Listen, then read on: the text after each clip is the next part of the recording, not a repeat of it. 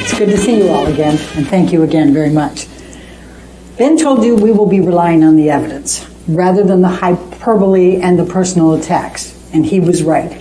The evidence in this case, simply put, is overwhelming and compelling.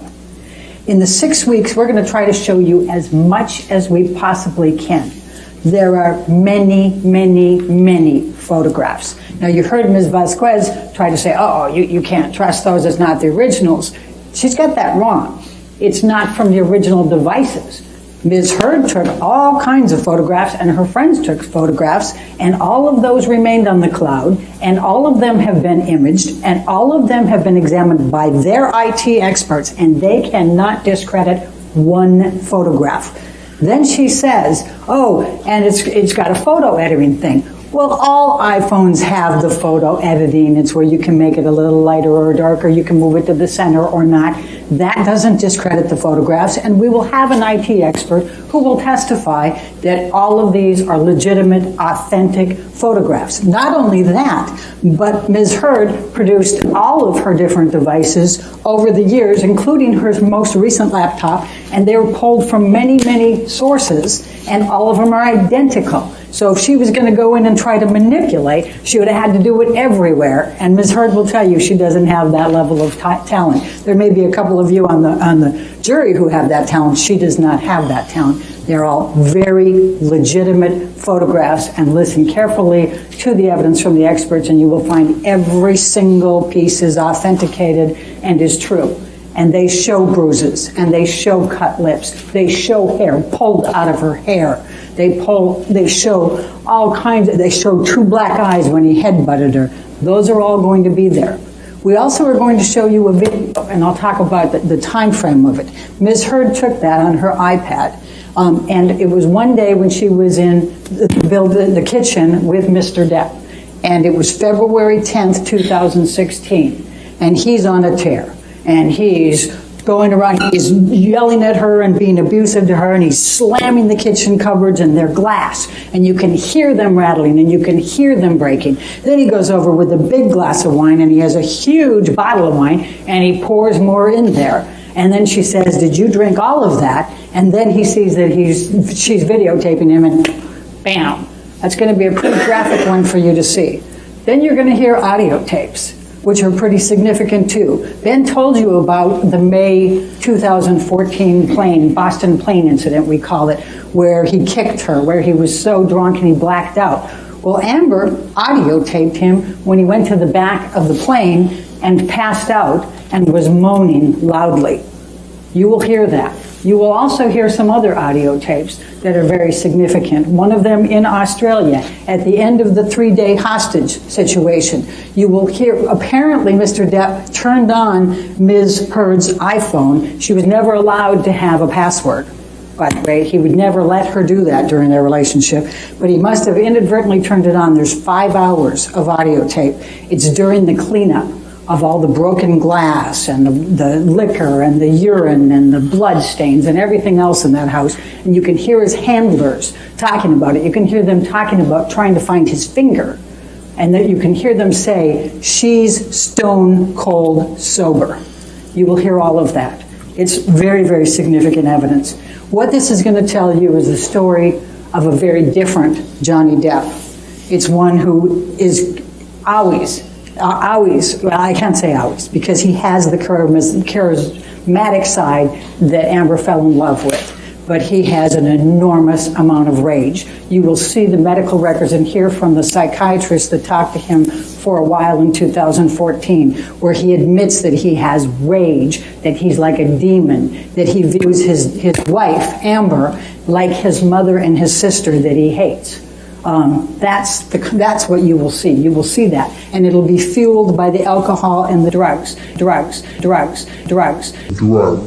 Ben told you a little bit about that. You're going to see a list of his prescription drugs that his concierge doctor and team, who charge him $100,000 a month and have since 2014, and they are still his concierge doctors. That's the list of the medications he takes in one day that they prescribe. That doesn't include the cocaine. It doesn't include the ecstasy, the MDMA, the mushrooms, and all of the others. Now, it's during these rages that Mr. Depp engaged in verbal, emotional, physical, and sexual abuse of Amber.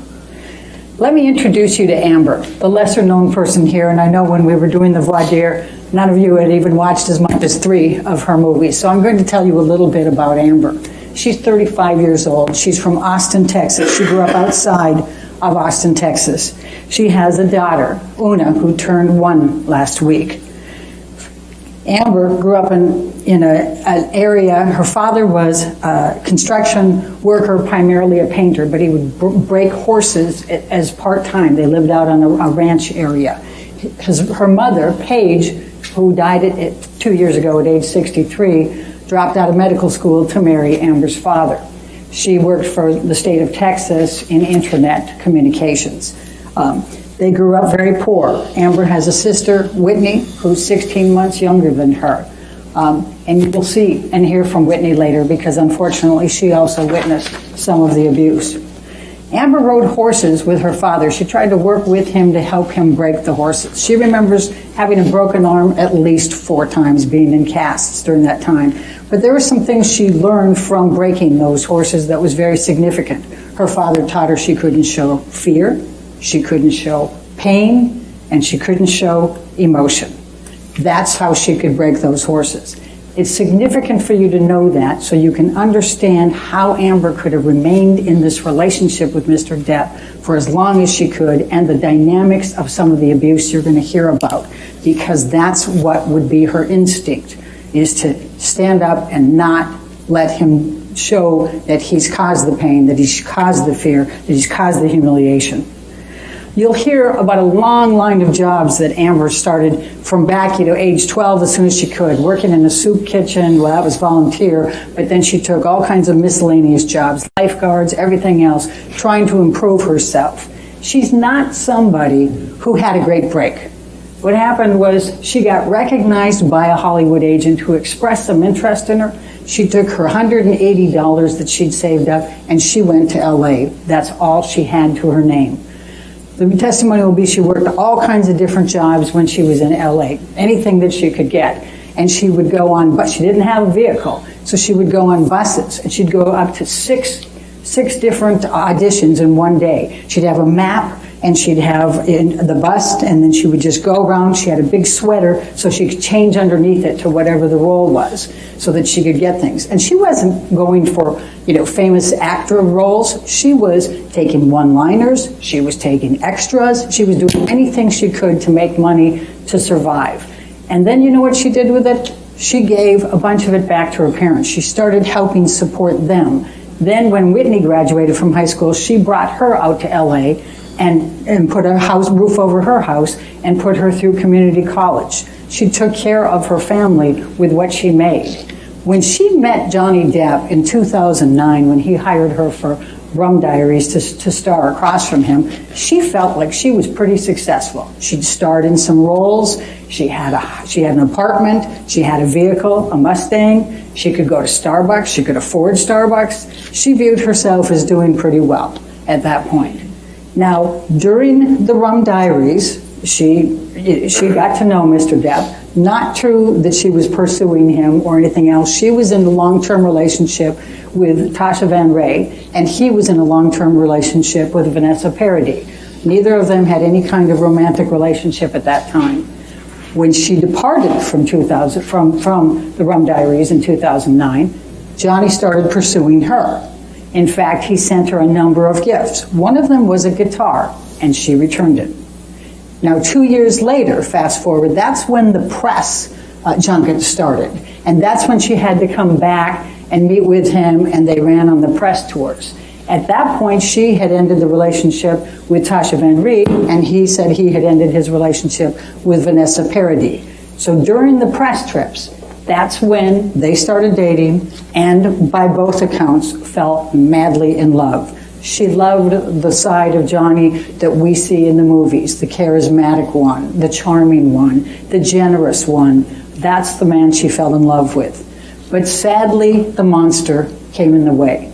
And that monster would come out when he was drinking and when he would take the drugs. Amber will never forget the first event of abuse. She was sitting in his house in Sweetser on the sofa, and he was across from her. And they were talking about a tattoo that he had that had Winona Ryder forever. He had altered that to Wine Forever after he broke up with Winona Ryder. Just an aside, he had Slim, which was his nickname for Amber. When they broke up, he turned it to Scum. But in any event, he had that on there, and Amber thought he was making a joke when he was talking about it, and she laughed. And he up and slapped her. Now you see the rings that Mr. Depp has on him hurts when he slaps. And she was stunned.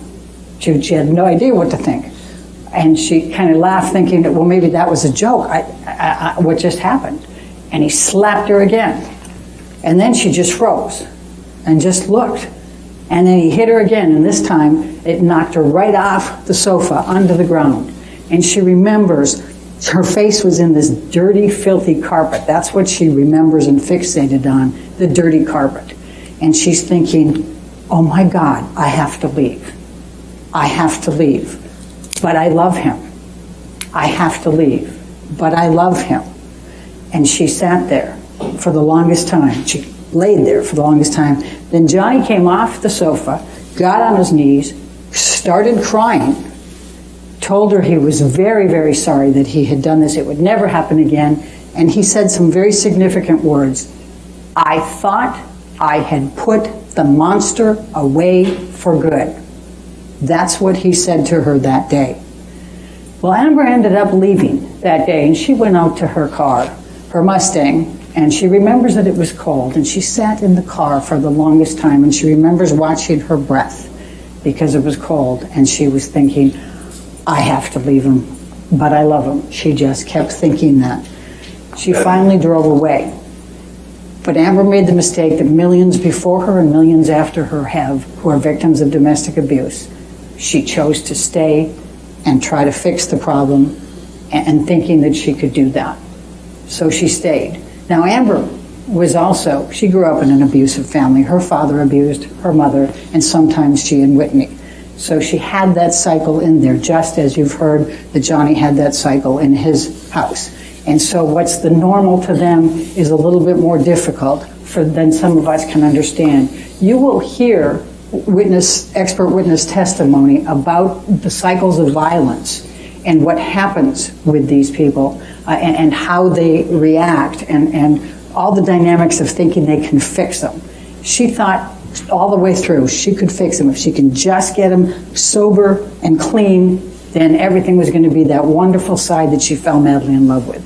And she kept trying, and she kept trying. She went to Al-Anon meetings. She went to therapists. She tried to do couples therapy. You'll hear about their tape recording sessions to try to resolve fights or de-escalate them so he wouldn't get mad at her for anything. But you'll hear that he gets mad at her for all kinds of things. But he didn't want her to work. Here she's a budding actor who wants to be out there and succeed, and he doesn't want her to take roles. He starts controlling what she wears. He starts looking at her lines when she tries out for places. He nixes any romance scenes, sex scenes. He gets mad and accuses her of sleeping with every single one of her co-stars. It became a cycle of that, a control as well, emotional abuse as you go. But what's also significant in that is the property damage. And that's a hard one for Mr. Depp to be able to escape when he's claiming that he's such a docile thing and that it's all misheard. You're going to see pictures. He writes on mirrors, horrible things to her. Writes on lampshades, on clothing, on countertops. In Australia, when you heard Ben talk about Australia, he wrote the third day as Amber comes out after she's barricaded herself and gone through a lot, and I'll back up on that in a minute. She comes out, he's got mashed potatoes spread across the top. He's written along the wall of the staircase going down all kinds of nasty things about her, and Billy Bob Thornton, the last one she was in a co-star with, and fucking ambition and all kinds of things like that. And then he's written on the lampshades downstairs, and then he's got more on the mirrors. And then, on top of it, you've got all the broken glass everywhere, and you've got the liquor everywhere, and it's just, and then he's tried to urinate messages to her. That's the Johnny Depp, that's the other side. Now, you're going to hear that Amber tried to protect him all the way through. She didn't want the public to know this. She didn't want his kids to know this. And so she didn't tell people about it. So let's go back. The first event that I told you about was 2011. And how do we know that it was in 2011? Because Amber was going to her therapist, Bonnie Jacobs. And Bonnie Jacobs has therapy notes of her sessions with Amber. And in those therapy notes, she chronicles the first time that Amber tells her that Johnny hit her. And it goes through into 2012, 2013, 2014, and you will see, and you will hear from Bonnie Jacobs, her saying, you know, this is a cycle of violence, this is a cycle of abuse. You can't enable him. You need to stand up for yourself. Amber will testify about how Johnny would get so drunk and so drugged out that he would vomit all over himself, and worse, lose control of his bowels. She would clean him up. And you'll see Bonnie Jacobs in these notes saying, don't do that. You're enabling him. Don't do it. Leave him there. But what would happen was his handlers would then take care of him if she left him.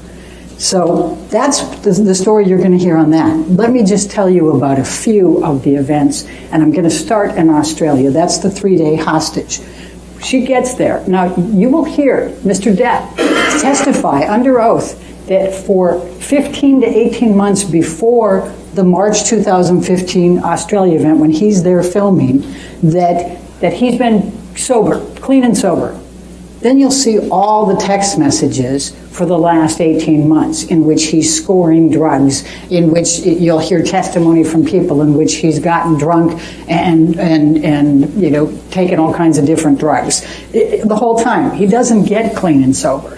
But he claims that he was clean and sober, that she came there, this is a month after they just got married. She flew in from filming the Danish Girls. She's there, and he claims that he was just sitting there calmly, and she was haranguing him. So he took a shot glass of vodka. And when he did that, she got mad, took the bottle of vodka, was 8 to 10 feet, about where I am from you, and hurled it at him, and it happened to just take off the bottom part of his finger. And then he says she came and burned a hole in his cheek. The testimony is going to be that he self-mutilated on a number of occasions and burned himself in the cheek and also cut himself. But Amber never did that. And you're going to hear from the experts testifying about this finger injury and how fantastic this version is. But the other part of it was he was with Marilyn Manson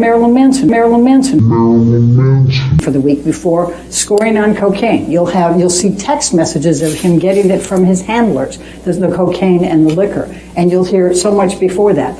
But Amber gets there, and instead what he does is he takes 8 to 10 tablets of ecstasy almost immediately.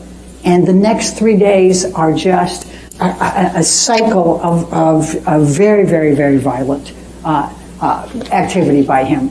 Amber keeps trying to calm him down. She tries to get him to eat. She tries to get him to sleep. She tries to do these things, and he would just he was at times delusional, paranoid. He would be mad at somebody else, then he'd be mad at her. And by the way, we'll talk about the prenup, but he called her lawyer, who she had because she wanted to give him a prenup, and then they got married too quickly, so she was going to give him a postnup. He called the lawyer from Australia, called her a bitch, and fired her. You'll hear the testimony from the lawyer on that. That's the type of Johnny Depp that was there. And he didn't want the postnup, he didn't want the prenup, but now they're going to tell you that it was her that was mad. You're going to hear she had a lawyer and she was cooperating completely on that. So as you go through those 3 days of Australia, some pretty horrendous things happen to her. He rips off her nightgown. He has her jammed up against a bar. He has hurled bottles and bottles at her. He has dragged her across the floor on the broken bottles and the liquor. He has punched her. He has kicked her. He tells her he's going to fucking kill her. He fucking hates her. He's pounding at her, pounding her. And then he penetrates her with a liquor bottle. That's the Johnny Depp that you're going to hear about in this case. Now, after that, Amber goes to the airport, and what does she do? She buys a book by a psychiatrist who's talking about couples therapy. She's already trying to figure out a way to fix it again, fix this marriage that's only a month old, and her husband has just done these horrible things to her. Now they go back to LA. He's got to get his finger fixed, so he has to stop filming Pirates 5. They get there, and there's another fight in just 2 weeks from there. He's still using at this point. He's still drunk. But Amber finds on a TV screen, his monitor, she finds pictures of another woman, naked pictures of a woman, and text messages which show that he's clearly having an affair. She gets extremely mad. Amber can be jealous too. She can get angry. She's half his age, and she's defiant. And we're not going to say she's perfect. She was mad as can be when she saw that, and she confronted him. The two of them were screaming at each other. Now her sister Whitney happened to be in the house. She was summoned. She literally was awakened to come and try to resolve this fight between the two of them. While she's there, Johnny starts hitting Amber. And Whitney ends up getting in between them, and Amber thinks that Johnny's going to throw her down, push her down the stairs because he's in that position. So Amber actually gets up and punches Johnny in the face. She'll tell you that's the only time she has ever laid one on him, in an aggressive manner. But it's after he's already been hitting her, and it's in defense of her sister. And she'll admit she got him that time, and she actually did have an impact on him. She'll testify about how many times they were in their fights, and she said, she's almost half his size. So she said, if I pushed him, he doesn't move. He pushes me, I go flying across the room. There isn't any, ability on her part to be the abuser. What she'll also tell you is it took her a while to ever fight back. That many times before that, she would do what she did when she was breaking the horses. She wouldn't show fear. She wouldn't show pain. She would look at him. She would just be defiant, and all it would do was piss him off more. She'll tell you that she tried everything. She tried everything, from trying to be nice, trying to get away from him. She would throw things in his way to get him from running after her. She would try to, flail back. She would use her hands and legs, and she would go and try to fight him. She'd run into her room and try to barricade and push his hands and everything out of there. She'd try all those things, but she couldn't figure out what could get him to calm down. I'm going to fast forward now to the next one, and that is, I'm going to jump you up to after the stair incident, and Johnny had to get surgery on his finger. That's the longest period of time he stayed sober. It was almost 3 months. You're going to hear that he has never been through rehab, even though he has been a lifelong drug addict and alcoholic. Never has he gone through a rehab plan. Instead, there's twice that he went to some New York hospital and did a cleansing. One time it was for 3 days, and one time it was for 5 days, and that's it. He's never made any effort whatsoever to get sober or stop the drugs. But this particular time he did for almost 3 months. And you'll see the text messages. We're going to take you through this whole story and all the text messages and all the emails and all the testimony that you're going to get. So fast forward to December 2015. That was one of the worst. Australia was pretty bad, but this one was even worse. In this particular occasion, he gets angry for some reason, and he starts dragging her by her hair through the apartment, kicking her, punching her, tearing her hair out. At one point, she gets up and looks at him, and he headbutts her, and she gets 2 black eyes from it. Then he goes and drags her up the stairs, puts her on the bed, puts his foot and knee in the back of her, and he continues to punch her, telling her he's fucking hating her and he's fucking going to kill her. And he's got his boot stuck in the bed frame as he's doing it. And the force of what he's doing to her causes the bed frame to splinter. That's how much force. She is suffocating in the pillow, and she believes truly she's going to die on this one. She wakes up to her friend being there. She doesn't know how long that she was unconscious or subconscious. She doesn't know. But Johnny was gone at that point, and her friend saying, "Are you okay? Are you okay?" You'll see the pictures of all of this. You'll see the pictures of the hair. Imagine how much that must hurt. But the hair that's out on the ground. And you'll see the pictures of Amber. Now here's the ironic thing. The next day, she's got to be on the James Corden show. And you can see the text messages. She's not sure if she can go. She's worried. She's got 2 black eyes. She's got a split lip. She's got bruising. She's got her hair missing. But her friends rally with her. She's got a makeup artist, you're going to hear from Melanie Iglesias, who does the best job of makeup you could imagine to get her through the James Corden show. And she does it. But you'll see the pictures, the before, and you'll see them then. And that's the resilient Amber who says, I'm going to go do this anyway. Now, her friends, she tells Io, you're going to hear about Io Tillett Wright. He was in New York. She texted him and said, Johnny beat me up really good this time. Can you help? And he says, I was filming something, I stopped, I got the first flight out of there, I'm flying from New York back to LA, I see her on the James Corden show, I can see the swelling because I know her well, I can see the swelling. And then he said somebody touched her and she flinched on the show. He said, that's not like Amber. He got there, they hadn't cleaned up all the mess, he sees the hair, he sees the splintered, he sees all of the other things. And he is so upset. He was a good friend of Johnny's as well. He'll testify about all of his friendship with Johnny.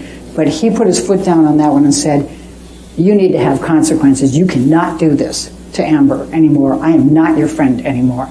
Now, there were several people that were supposed to go to Johnny's island, Bahamas Island, in December for Christmas. He was going to bring his 2 kids. He'd invited Amber's parents, who loved Johnny, and unfortunately her father used to drink and do drugs with Johnny a lot. And he was also going to take Rocky, her friend who lived next door in a penthouse, and her fiance, and Rocky's parents. Imagine being able to go to a Bahamas island for Christmas. What a cool thing to do. But they all were so upset what he did to Amber on December 15, they said, no, we're not going. We're not gonna condone this. We're not going. But he talked Amber into going. He guilted her into going. I'm going to be with my kids. Please come. I'll be better. I'm going to get better. Amber went. And then he ends up assaulting her even there and sexually assaults her even there. Now, you'll see a video from them of the Bahamas, the place that they stayed in on his island. And the video just conveniently leaves out the wardrobe in the bathroom where he committed the assault. He just goes around and makes it look like it's a one room and his kids were there and there's no way they could have done that. But you'll hear the testimony and you'll see the pictures. Then from then on, things really were bad for Amber, and she was really considering leaving him at this point. And she was talking to her friends and confiding. You'll see, the medical records. And in February 2016, I told you you'll see that video. That same night before the video, he called Io Tillett Wright and left him a voicemail message that he said was just absolutely delusional. It was crazy. He was pretending like he was the property management. It was just an insane call. And then the next day we have the picture of the video. Then we get to April 30th, or April 21st, 2016. Amber's 30th birthday party. She was going to turn 30 the next day. Pretty big event. Her friends had a tape that they put together of everybody giving her tributes. Johnny doesn't participate. They have a dinner and a party for her that night. Johnny says, I have a business meeting at 7 p.m. I'll be there after that. What kind of business meeting do you need to have at 7 p.m. when your wife turns 30? But that's Johnny, right? And he can't say that it was an important financial one because he'd fired his financial manager the month before when, as you heard from Ben, it was blaming him for all his financial problems, so he's the problem.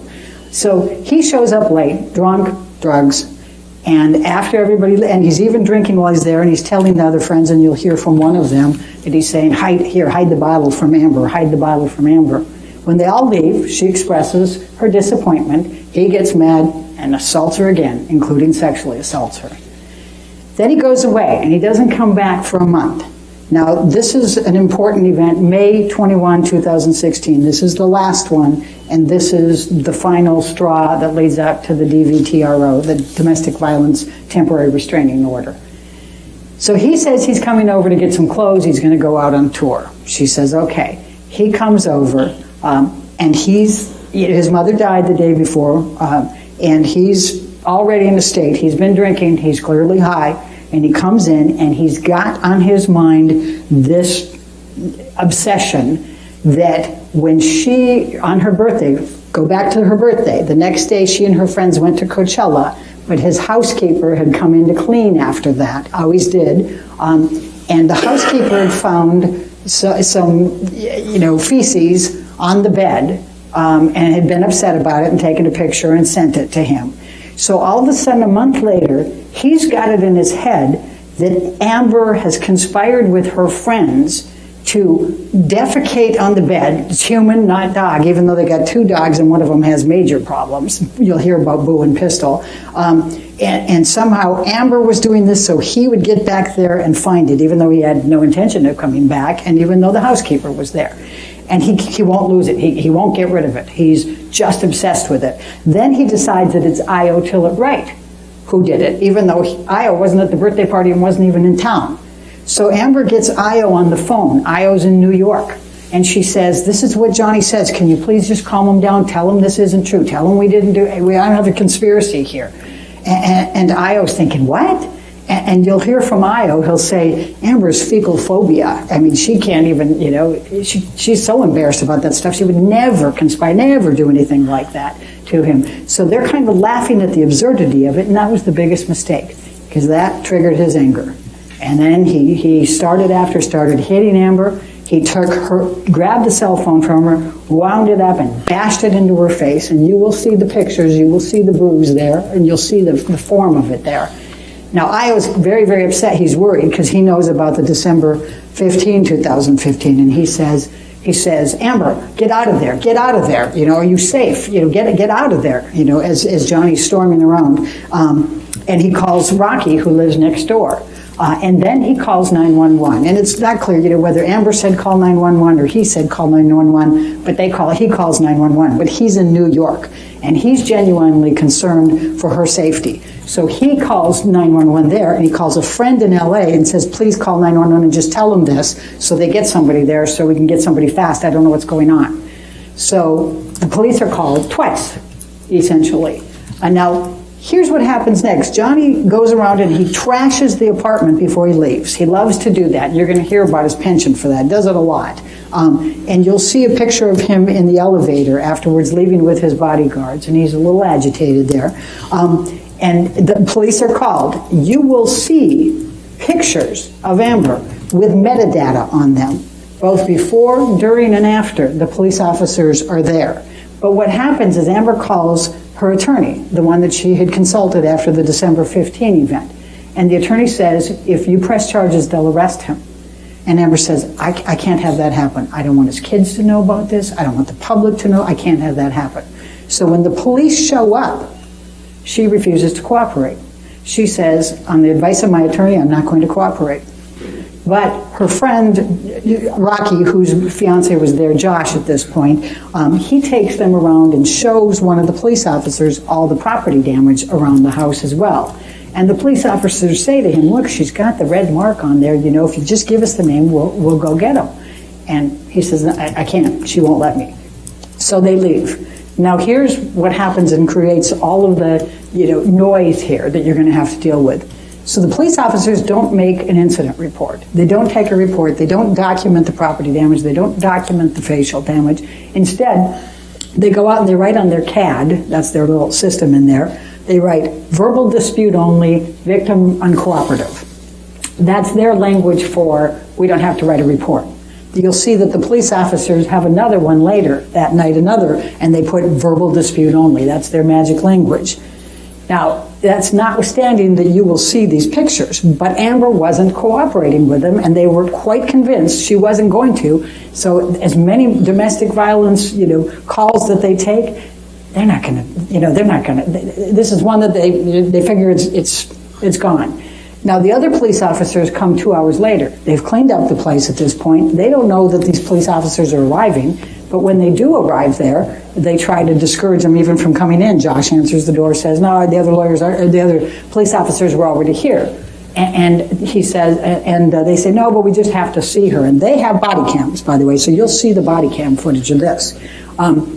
So they go through and they do that. And one of the significant things is you'll see on the CAD that the 2 police officer sets are communicating with each other. And that first set says, I don't think she's going to change her mind.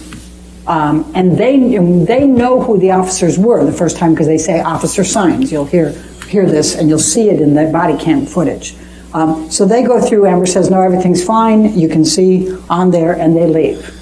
Now, the reason this is so significant is what they have done with this in creating, and that's part of the counterclaim, and what their version of the reality is that Amber calls the cops, then they don't see any injury, so they mess up the place, splash a little wine, and then call another set of cops.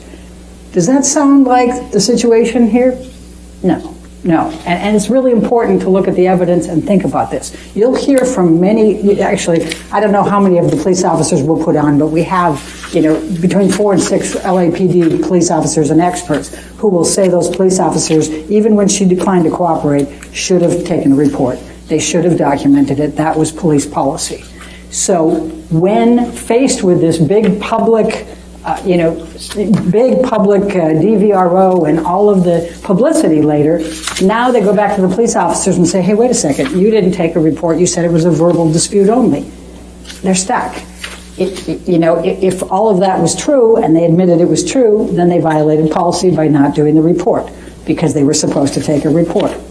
So the police officers chose the other and said, no, there was no evidence. But you're going to watch it, you're going to see it in real time, you're going to see it on metadata.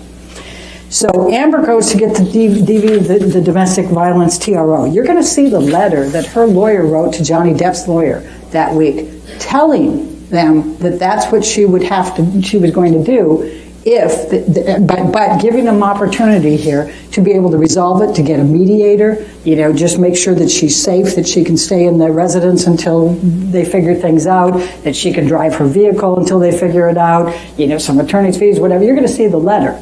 And so they knew, and it says right in there, she's going to go in on Friday. They chose not to go. They keep saying ex parte, but they chose not to appear, and they knew she was going to appear. Well, Amber didn't call TMZ, but somebody called TMZ to take all those photos that day. Now, you also heard them say that all kinds of people saw Amber that week, and she didn't have any bruises on her face. Well, let me show you this. This is what Amber carried in her purse for the entire relationship with Johnny Depp.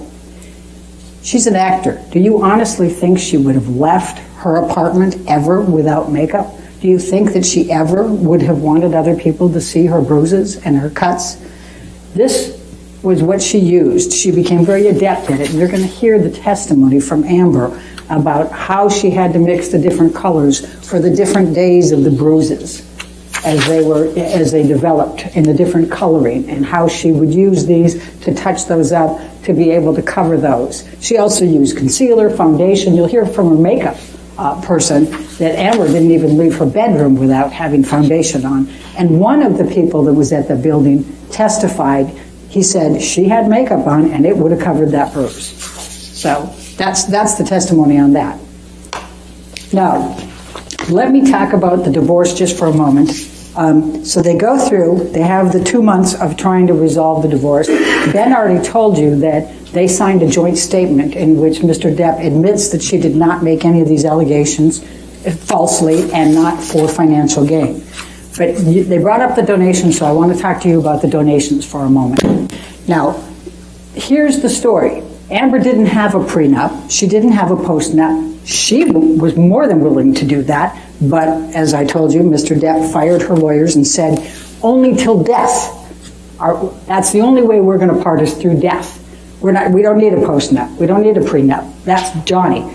It's true his advisors were all telling him, get one. And she said, I'll get one. And she hired a lawyer. But anyway, she didn't have a prenup. So what you're going to hear is that meant no matter what, whether it was abuse, adultery, irreconcilable differences, abandonment, doesn't matter. She's entitled to 50% of everything during that marriage. Well, he did Pirates 5, and he did 2 other movies during that time, and you'll see that he made $65 million during those 2 years. Half of that is 32.5. Amber didn't want that. You'll see a letter, you'll see an email from her lawyer that she forwarded on to her agent, who became Johnny's agent later, saying, I want you to sign this because you're entitled to a whole lot more than $7 million. And I don't want you to come back and sue me for malpractice. That's what her lawyer tells her. And then her lawyer says, I offered them even less than I demanded less than they offered. In other words, the $7 million was less than Mr. Depp's team was even offering to her. And she said, I just want to be left alone. I just want to get out of this marriage. I don't want it. I'm not doing this for financial gain. So she didn't take the money. So she said, I'm going to donate all $7 million of this to charity, half to the ACLU, half to Children's Hospital. And then what happened was the first, and by the way, the $7 million was paid out over time. It's installments. It was over, you'll see the documents, but it's over a couple of years, right? So his business manager, Ed White, and you'll see the letters, he sends the first $100,000 out of the $7 million to each of them and says, this is a pledge towards the $3.5 million that Amber's donating. And she'll be paying that in installments. So everybody knows she's paying it in installments. You're going to hear differently from them now, but you're going to see that was the admission at the beginning. You're going to hear from Children's Hospital and the ACLU that they assumed this was a pledge paid over a period of time because that's what they do because of tax deductions and things of that nature. So Amber she makes a $250,000 payment to Children's Hospital. Then she also makes a $250,000 payment to Art of Elysium, which is another charity that she worked for. And used to feed and used to do a lot of arts work with the Children's Hospital. She pays $350,000 to the ACLU. Now, in addition to that, she also was dating Elon Musk by this time. You'll find out that Mr. Depp is obsessed with Elon Musk, but she's dating him, so he gives $500,000 to both of those charities in her honor. Now, she doesn't claim that's part of the $7 million. But what happens is that she makes her payments up through 2018. Mr. Depp sues her March 1, 2019 in this litigation. She can't afford right now to be making those pledges. She's got to defend herself. But she has every intention of continuing to make those payments. She has been a lifelong person who has served charities. She used to volunteer at Children's Hospital 3 times a week when she could. She's very much that kind of person, and she intends to. And both ACLU and Children's Hospital will tell you they have no reason to believe she won't be good on her pledges. There's nothing that required her to do a certain amount at a certain time, and she will give it to them once she's able to afford it again. Now, let me talk about the counterclaim for a minute. And then I have to promise to let you go at some point, don't I? So Mr. Depp has decided, and you heard from Ben, you're going to see some really, really terrible text messages from Johnny Depp on how he viewed Amber Heard. He calls her some horrific names. But in the summer of 2016, he vows he's going to hunt her. He vows she's going to suffer global humiliation. He says he's going to live in her and she will never forget him. And he meant it. So, in the summer of 2018, you heard Ms. VASQWEZ say he wants to clear his name, he can't be called a wife beater, etc. But an article, an op-ed appeared on the Sun Times in London. They called him a wife beater. It was written by Dan Wooten, the CEO, or the chief editor of the Sun at the time. And he is writing because Johnny Depp is being cast in Fantastic Beasts 3. And so the article is, why is J.K. Rowling genuinely...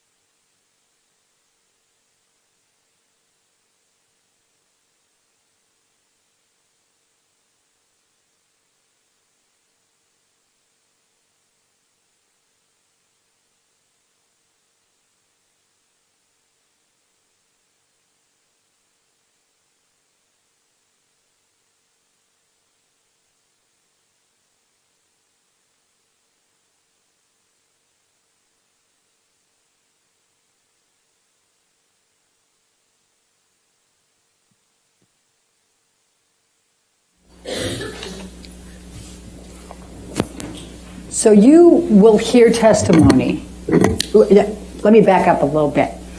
So you have heard from Mr. Depp's team that they are going to claim that Amber Heard abused Johnny Depp.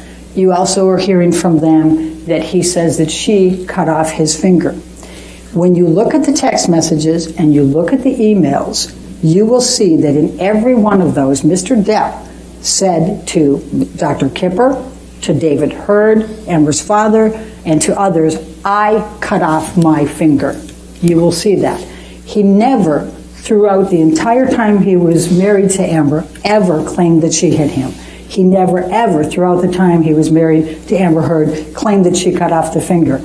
Only 2 years later does he, for the very first time, start claiming she abused him and start claiming that she cut off the finger. I'm going to ask you to look hard at the evidence in this case, because the evidence is going to show that it never, ever came up before. Now, let's talk about the counterclaim for a few minutes. There's a few statements here.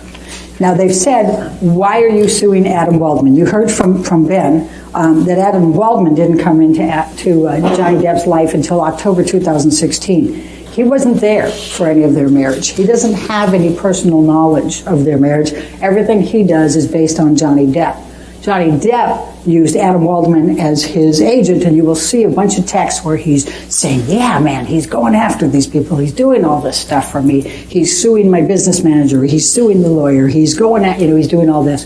He's also going to the press and making all kinds of statements about Amber Heard. And those statements are as follows. And Heather, if you can pull up the first.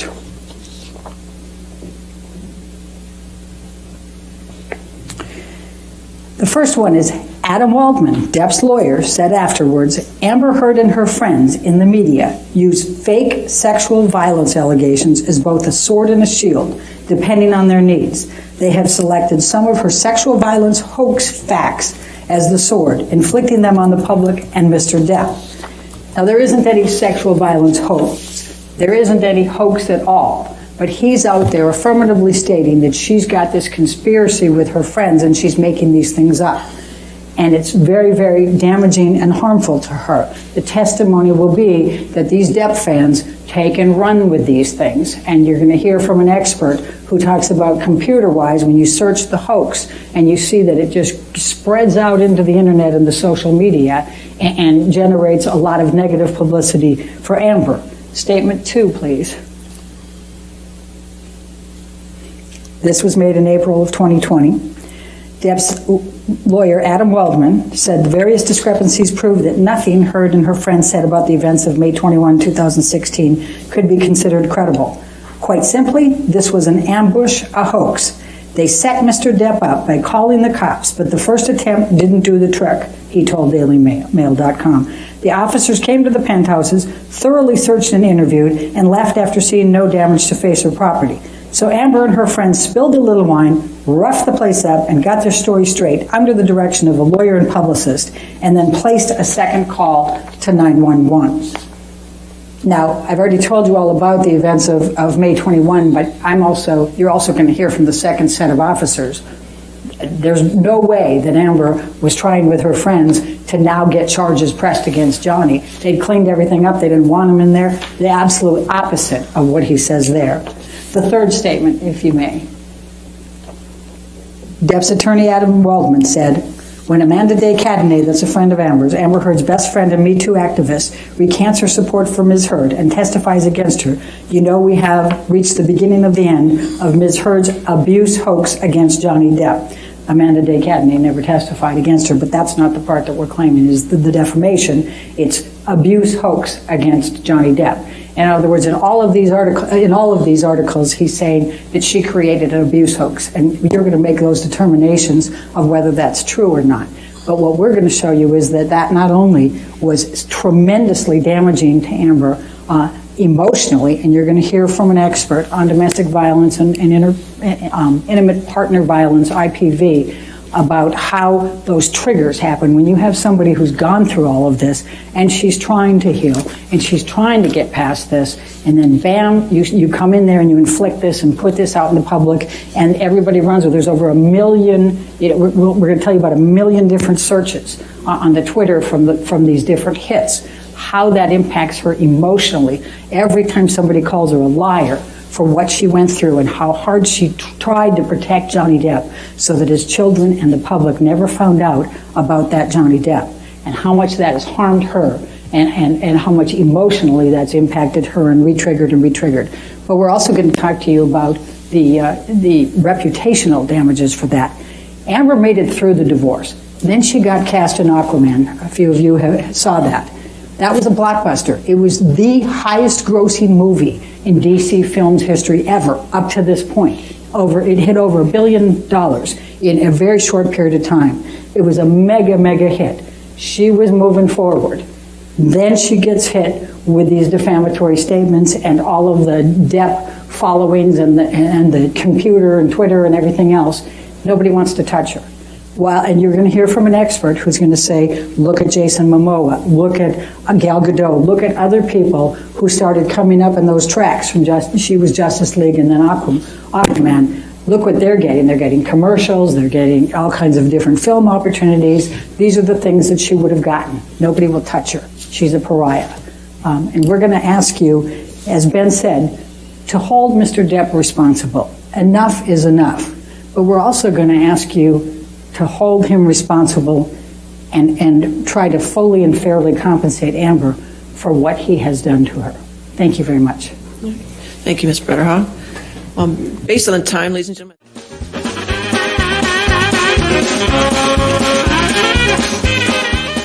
Mr. Burch, how do you feel about what Mr. Depp has done for you? Objection.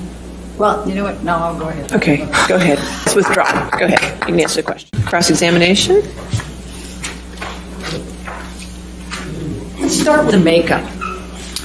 Now, you know that Ms. Heard was... Excuse me. I didn't hear the beginning of what you started saying. I said... Let's start with the makeup. Okay. You're aware that Ms. Heard has both modeled and been an actor and had been for many years before you met her, correct? I knew she acted. I didn't know she was a model. Okay. Were you aware that she had a commercial agreement with L'Oreal, for example? When, now? Or back then? What's your knowledge? I don't know any of that. Okay. Have you ever been with Ms. Heard when she has put makeup on? I've been in the room, yeah, when makeup was getting put on her, yeah. When makeup was being put on her, was this for some acting role or something like that? It was an event that they were going to. Mm-hmm. So that was somebody else applying makeup to Ms. Heard, who was going to have some gala event that she was going to. Yeah. Okay. Have you ever been with Ms. Heard in her bathroom or anything when she's applying her makeup in the morning? No. Okay. Are you familiar with Amica cream? What is it? Amica. Amica? Yes. No. Okay. Do you know what type of foundation Ms. Heard uses? No. Do you know what type of concealer Ms. Heard uses? No. Do you know what type of tint Ms. Heard uses? I have no clue. Do you know what types of powders Ms. Heard uses? No. Okay. So when you're saying that you didn't notice any makeup, would it be fair to say that you yourself are not familiar with what type of makeup Amber Heard uses on a daily basis? I don't know what she uses on a daily basis. That's my point. Now, the first time that you saw her, which was May 22nd, Yeah. Ms. Heard was there. Were you aware she was on her way to somebody else's birthday party? Not yours, but somebody else's that day? No. Okay. Can you tell me what her hairstyle was that day? It's just down. Down as in, Just regular house. She has it up now. She's got some kind of hairstyle, but no, she was no hair down, regular, no makeup, just hanging. well, when you say no makeup, you don't know she was not wearing makeup, correct? For a fact, Correct. no. And you don't know whether she had applied Amica cream, correct? No. And I didn't even know what Amica cream is. And you don't know whether she had applied concealer or foundation or powder or tint, correct? That's correct. Okay. Now, if she's going out to a party, Yeah. do you think she would want to have her bruise exposed? Objection, Your Honor. What's the objection? Calls for speculation. All right, I'll sustain the objection. Okay. Next question. Do you recall what Ms. Heard was wearing that day? You know something? I could have sworn she had on a schmata dress, hippie dress at that particular time, but I could be confusing it with June 3rd. She's got this Victorian type of long hippie dress that has embroidery, and she definitely was wearing that night.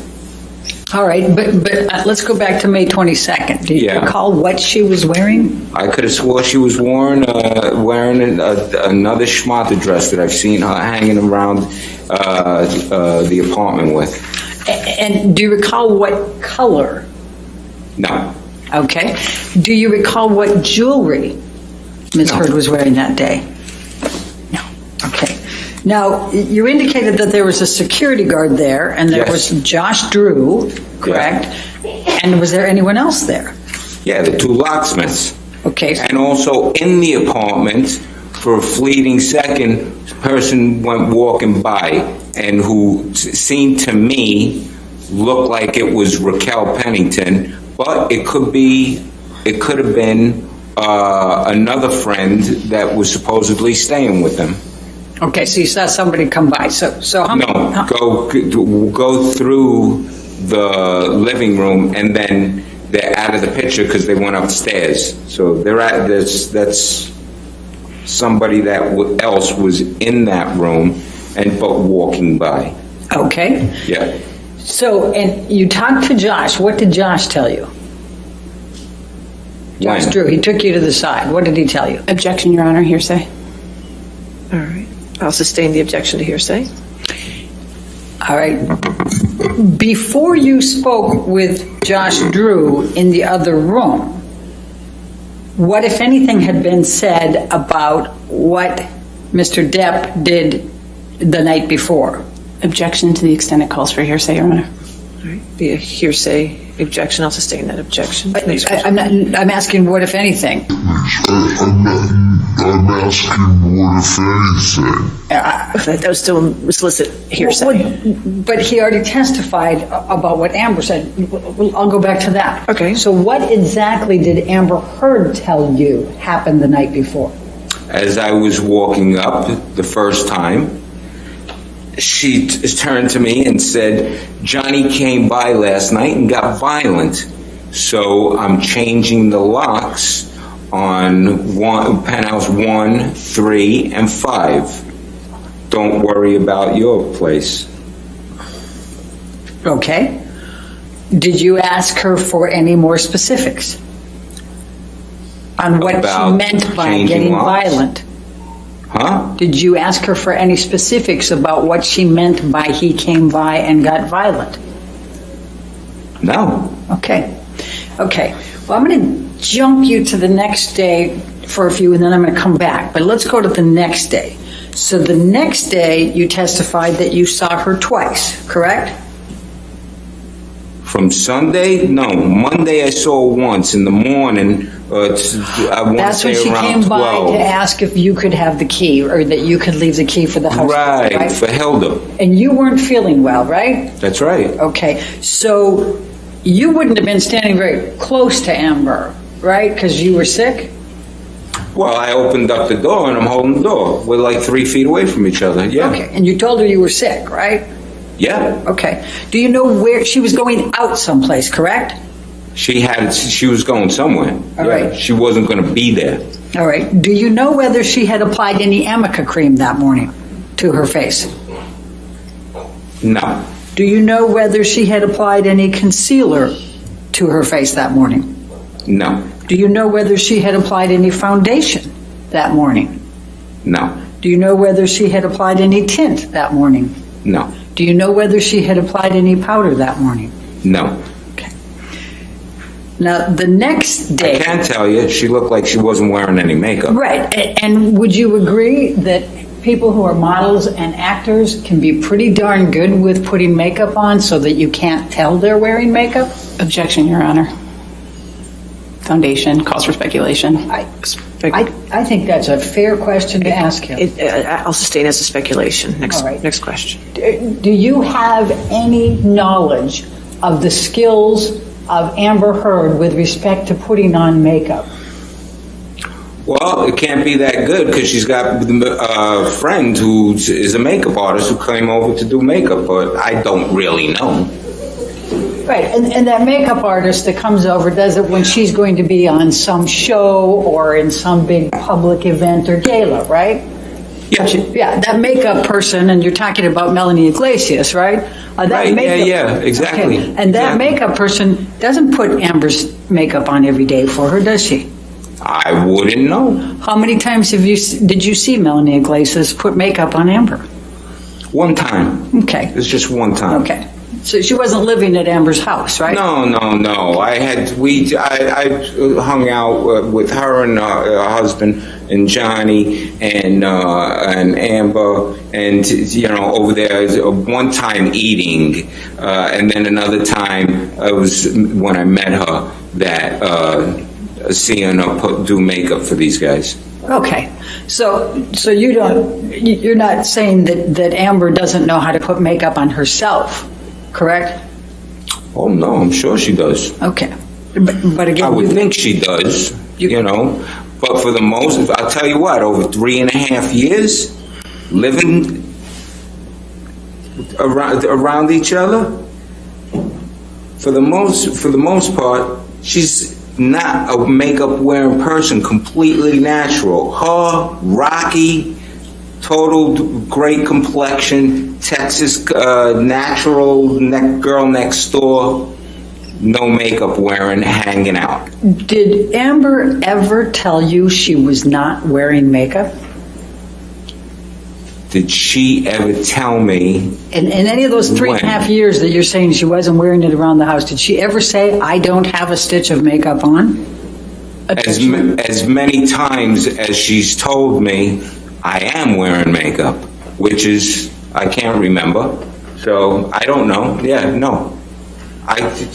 There's not one time I remember that or saying that. Okay, so now let's go to the next day. I think that's the day you've got the 2 times that you saw her. She's with other people, Yeah. and she's either going out or coming in, correct? Well, first time they're coming in, and the second time they're going out. So they've been out someplace before they're coming in, correct? Objection, Your Honor. Foundation. I'll allow it. You can answer the question, sir. Oh, I have no clue.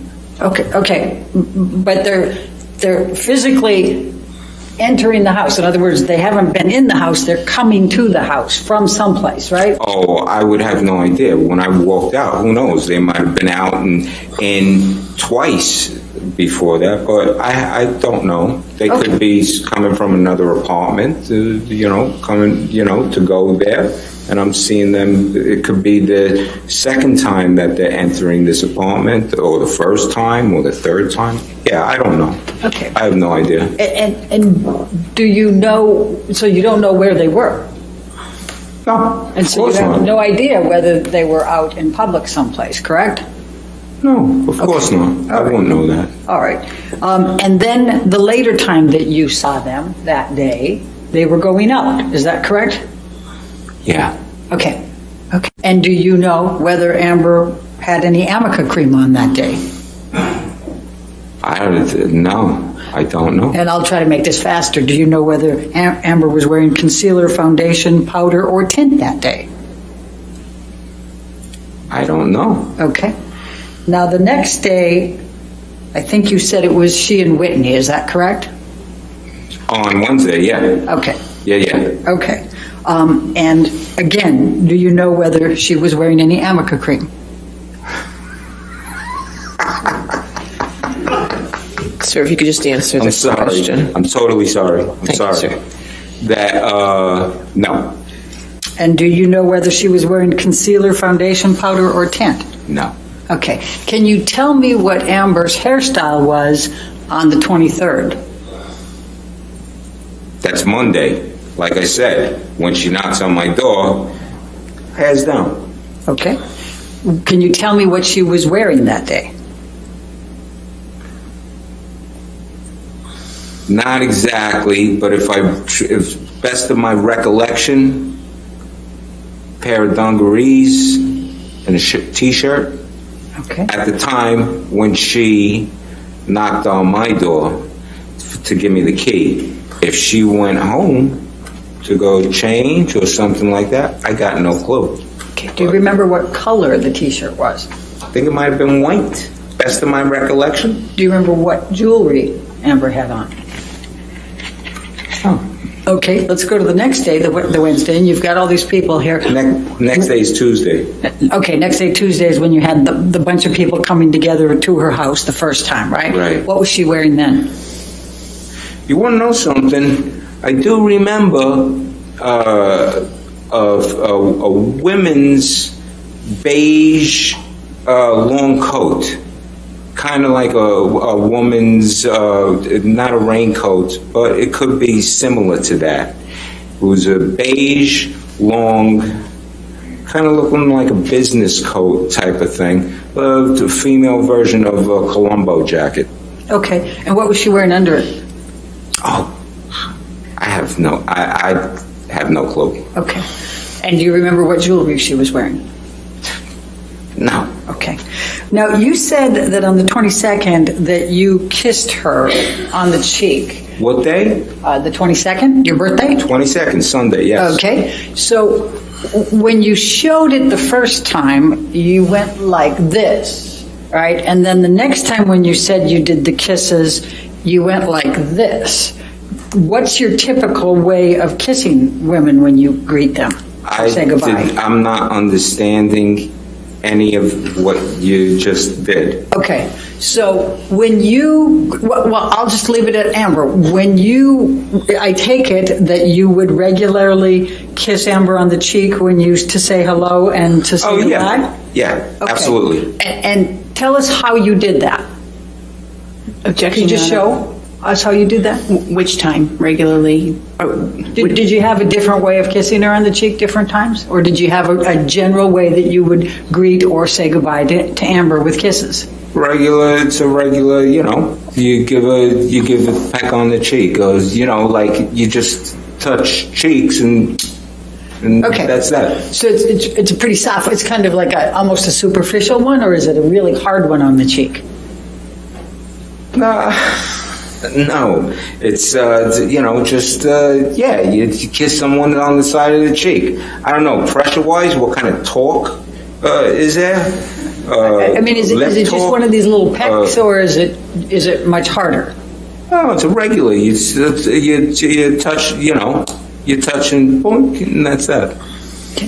So you think it was pretty hard? You peck her on the cheek pretty hard every time? Objection, Your Honor. No, I'll sustain the objection if you want the next question. Okay. I'll say. You also showed that you did one like this. Did you ever do a two kiss when you greeted Amber? Two cheeks? No, I'm not European. I'm from Brooklyn. No. You give, Europeans do the, All right. both sides. Sometimes you even three. Bam, bam, bam. But you never did that? No. All right, let's go to the fake punch. I want to make sure that I understand exactly what you remember seeing. Yeah. You said that it was 2 to 3 weeks into June. Is that correct? That you saw it? It's got to be somewhere in that period. Okay. to somewhere in the first I would say the first 3 weeks of June. All right. Yeah, somewhere like that. Can you recall which week?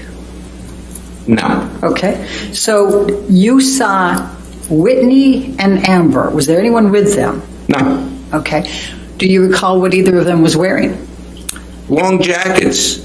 Yes, actually I do. Okay. Long jackets. Overcoats. And how was Amber's hair styled that day? Down. Pulled back.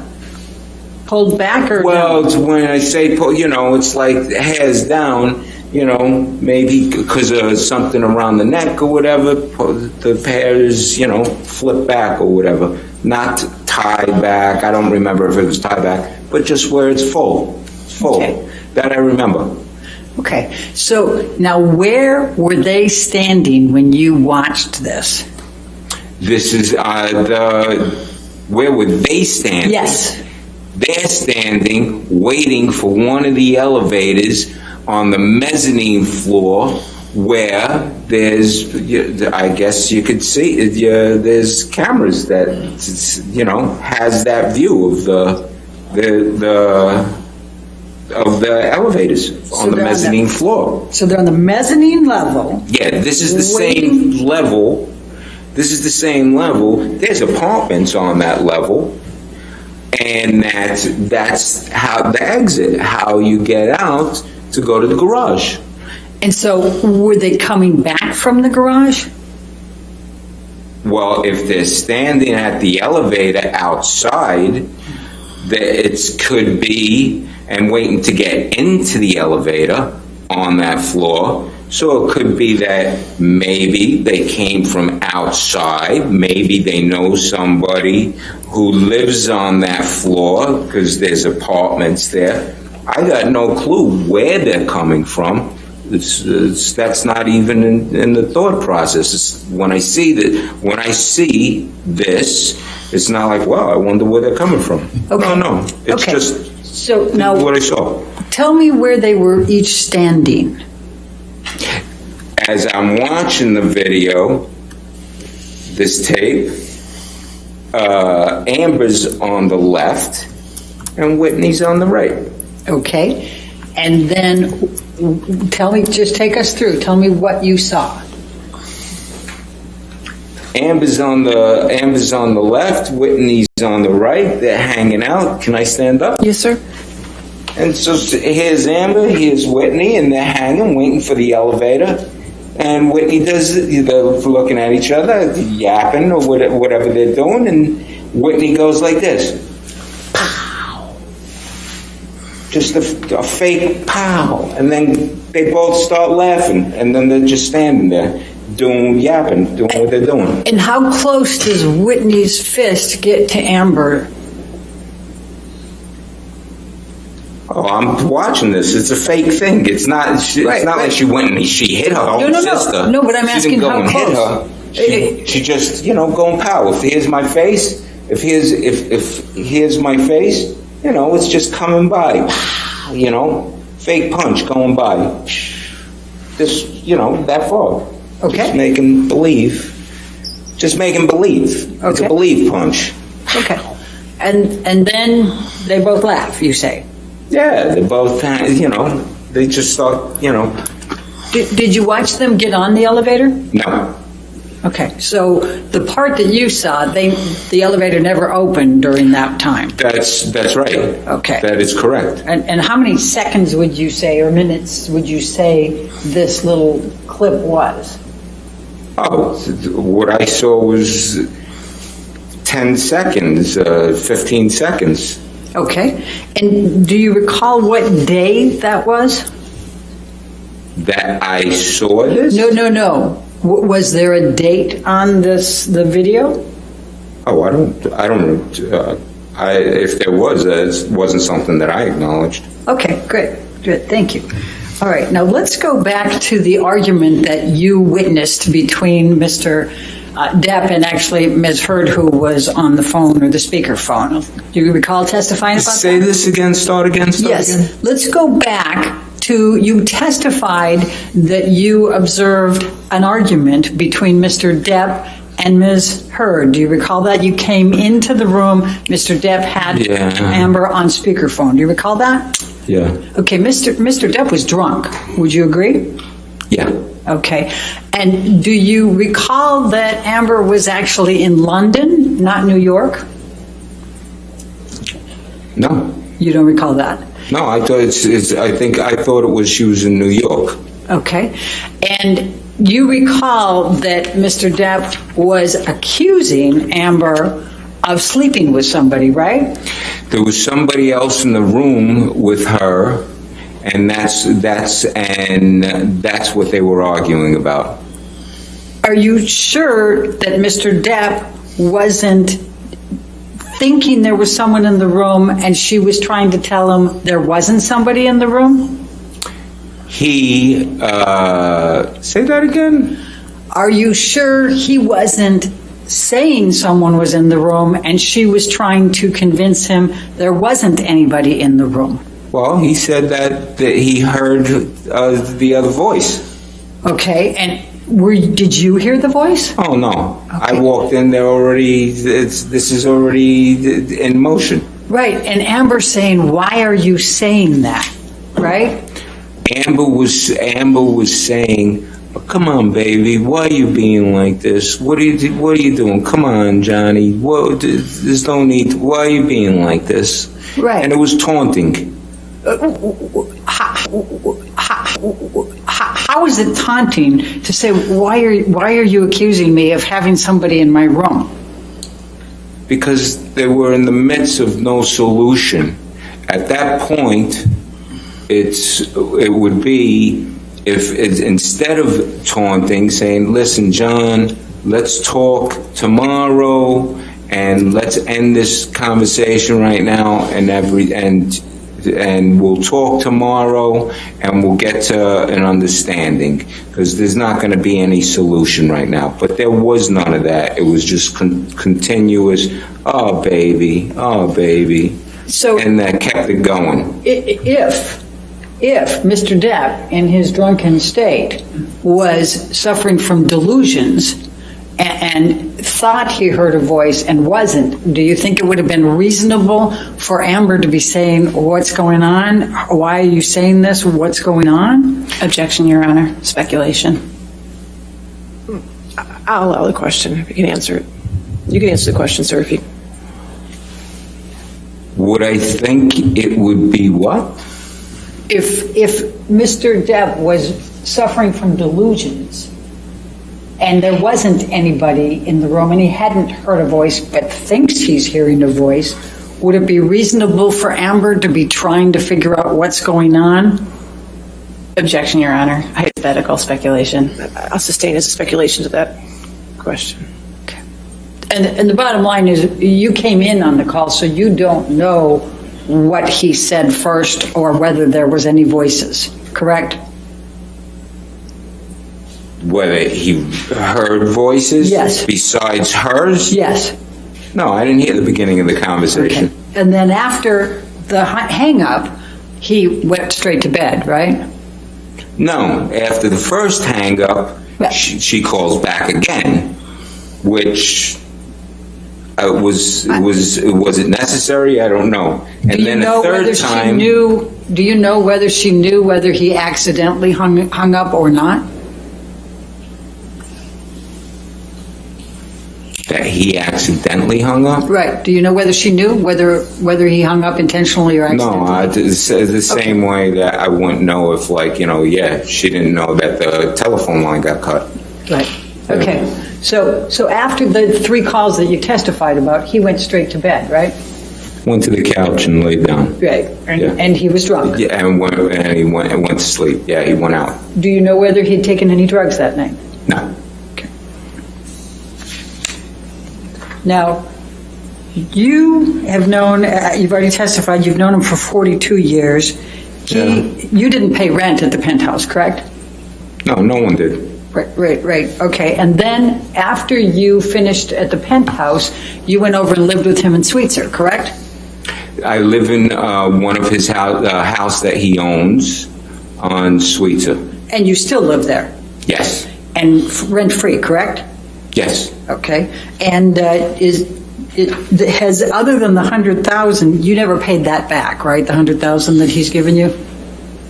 No, that's not. That's a thing that's a thing for me. How I look at it and stuff. At some point, I would love to pay back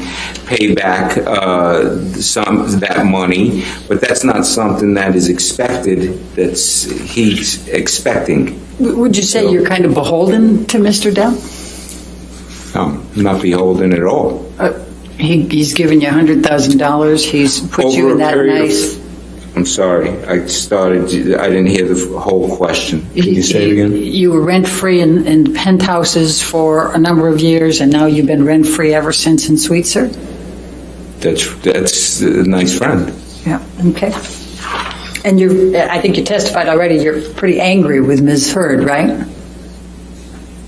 When? I wrote it down that you were... about the phony pictures that were taken and put in tabloids, and about the fake narrative, and about and the way she's trying to got a fraudulent DV claim to extort and blackmail a man. Yeah, that kind of got me Pretty angry frustrated, confused, angry, upset. Yes, which is why I said the best thing for us to do is not to talk to each other. Okay. And, Yes. And was it fair to say you're still angry with her? Oh, you know something? It's 6 years. But we just heard you give your version. Am I angry anymore? I'm not, what I am is tired, and I want this all to end. Her to go heal, him to go heal. So many people have been affected by this malicious lie that she started and she created, and it's gone out the door and around the world. And so I can't even paint anymore. I've stopped painting for the last who knows how many years, and that's affected by stuff. I'm not angry at anybody. I want the best for her to take her responsibility, heal, and move on. And for Johnny, his family has been completely wrecked by all of this stuff, and it's not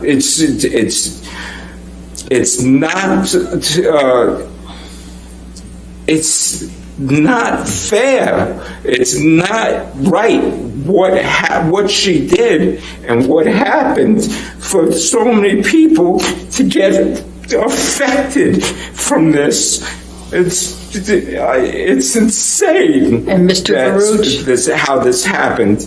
And Mr. Baruch, if in fact she's telling the truth, and if in fact Mr. Depp, who has engaged in enormous rage and domestic abuse and violence of Amber over a period of time that you wouldn't know about, then maybe it's time for him to take responsibility, don't you think?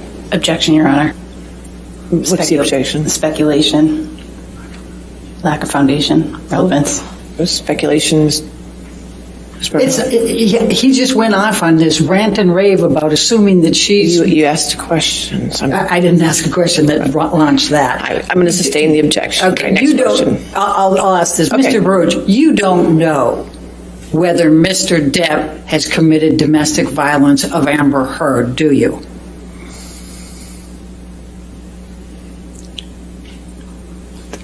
I never witnessed. I never saw or witnessed whatever type of claim that is being said, ever. Okay. I've never seen him be violent since teenagers from first meeting. I didn't ask you that. I said you don't know whether he has committed domestic violence or abuse on Amber Heard. Isn't that correct? That's correct. I did not witness any physical violence. So you have seen Mr. Depp use drugs as well as drink. and be drunk, correct? Oh, yeah. Okay. Now, I've how, partaken.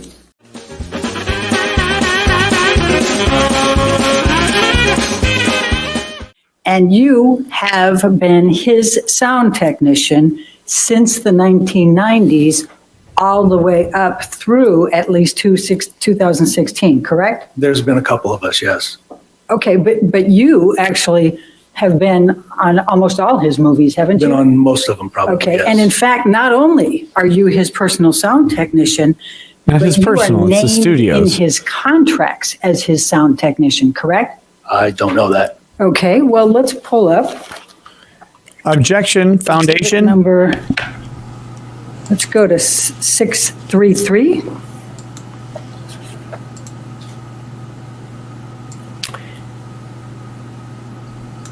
And I'm going to show you what has been marked as Defendant's Exhibit 633, and it's the contract for Pirates of the Caribbean from August 2022. Objection, See foundation. that? Objection, lack of August. foundation. Yeah. I'm sorry? Lack of foundation. I didn't get his answer. I'll allow it. Go ahead. Allow what? How does this guy know what's in Johnny I Depp's see that contract? It says August 2002. Let's turn to page 16. Objection, lack of foundation. Follow up with this. Judge, he has not testified that he is familiar with this document or recognizes it or has ever seen it There you in go. any way. Do you see where it says location assistant? Yes. Okay. And if you go down, it has Object your to name this. specifically on there. Does it not say Keenan Wyatt? Yes. Okay. And on this Along- particular one, it has Sam Sarker and Keenan Wyatt. Do you see that? Yes. But eventually it just became Keenan Wyatt in all the contracts, right? I do not know. I don't know. Okay. And then as part of this, in each of Mr. Depp's contracts, They should have really, He they should have had objected what to you this were gonna more. get paid, Object to correct? this. I Object. don't know what's in his contract. okay, well, on this Lack of one, foundation. Object. 14.28 per hour, correct? Lack of foundation, Your Honor. He does not know. Well, he doesn't know this contract. If you want to frame Okay. it, it's a different question. Well, you, on every one of his contracts, had an hourly rate and a guarantee of at least 60 hours a week, right? I Calls don't for know. Speculation, lack of foundation. Surely he has to know how he was getting paid on If these. you want to ask that question. Do you know how you were getting paid on each of these films? Yes. Okay. I get paid through a payroll company from the production companies. Okay, and these were all negotiated by Mr. Depp, correct? I have no idea. His company. I'm paid by the union sets the rate for me. Right, but you're aware that Mr. Depp has negotiated it and put you into his contract, Lack of correct? foundation calls for I speculation. can, I'll allow that answer if you can answer it. How are you allowing this? Sorry. You want to ask you're the aware. question again? You're aware that Mr. Depp has put you into each of his contracts, No. including how much you get paid and all of your perks, right? I see it here, but when I'm hired by a production company, I get paid by the production company at my union rate for the job that I'm doing. That's not the rate I make when I'm working on a production. Okay, all right, well, let's stay in this one just for a minute, and then we'll take a look at a couple more because you ended up with a lot higher rate pretty soon. But you also had your airfare paid for, correct, for travel? Yes, You also were put up in the same hotel as Mr. Depp if he was in a hotel, correct? not necessarily all the time. Right, and if he was in a house, then you got a comparable hotel close by, right? I got a place to stay wherever we were filming, yes. And it was comparable. Comparable to Johnny's? No. It was a positive, it was a nice hotel, wasn't it? Yeah, I mean, productions, we usually stayed at nice hotels. Okay. So is it your testimony that you didn't know that you were named specifically and the terms of your compensation and your benefits were in every single one of Mr. Depp's contracts? Objection asked and answered several times, Your Honor. It has Lack not. of and- foundation. I'll allow it this I did not know it was in Okay. the contract. Next question. Okay, let's go. Judge, he said, I don't know what's in the contracts Over to 5 times now. 8. Lack of foundation. He 855. does not know. This judge is just shit on objections. It drives me nuts. And this is a contract December 4, 2008 with Paramount Pictures.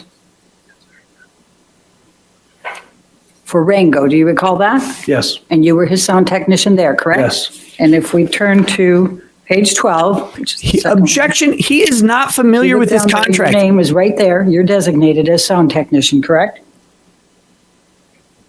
Do you see that? yes. All right, and then Object. Flip to the next page. So you have, That you're has sup- 3,500 per week, correct?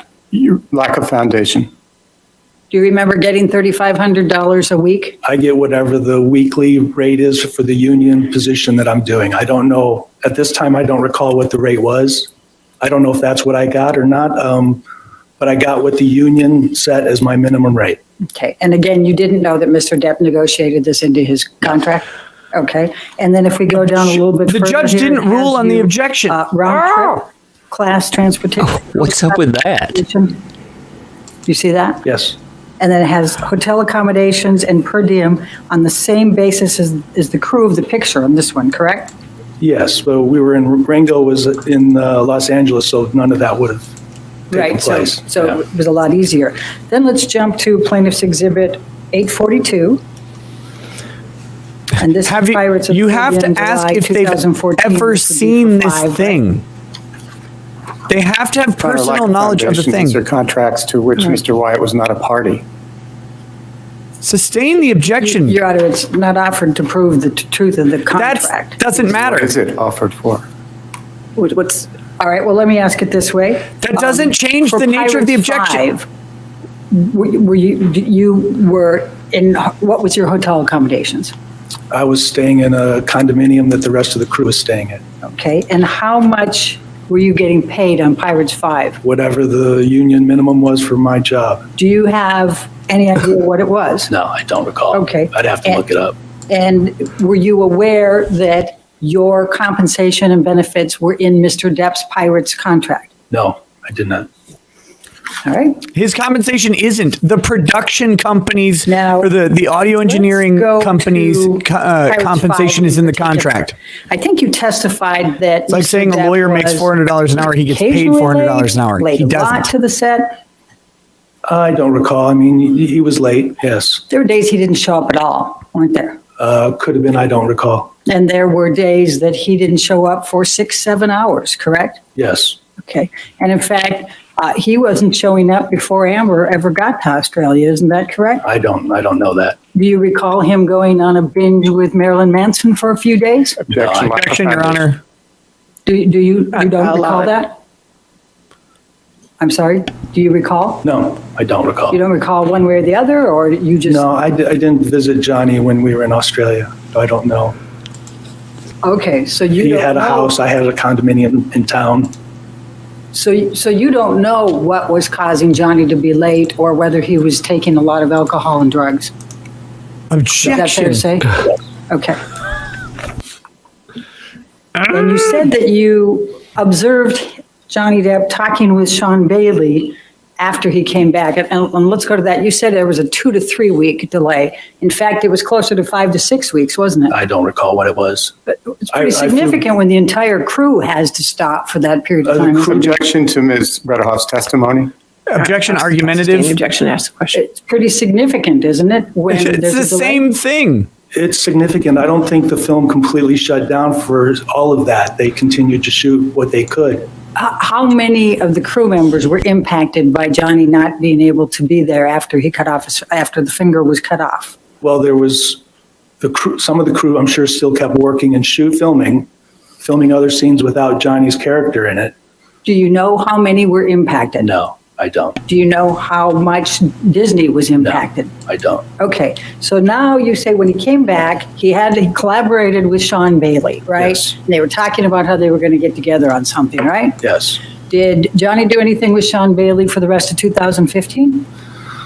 I don't know about that year, but I know that they talked about collaborating and doing something. Sean and Johnny had worked out, Johnny working at... Mr. Wyatt, if you can just answer my question. Your Honor, may the witness please, no. she asked the question. I He asked, should be did able, he collaborate in 2015? Your Honor, may he be allowed to Yes, please let him finish his finish answer. the question, answer. Sorry, go ahead.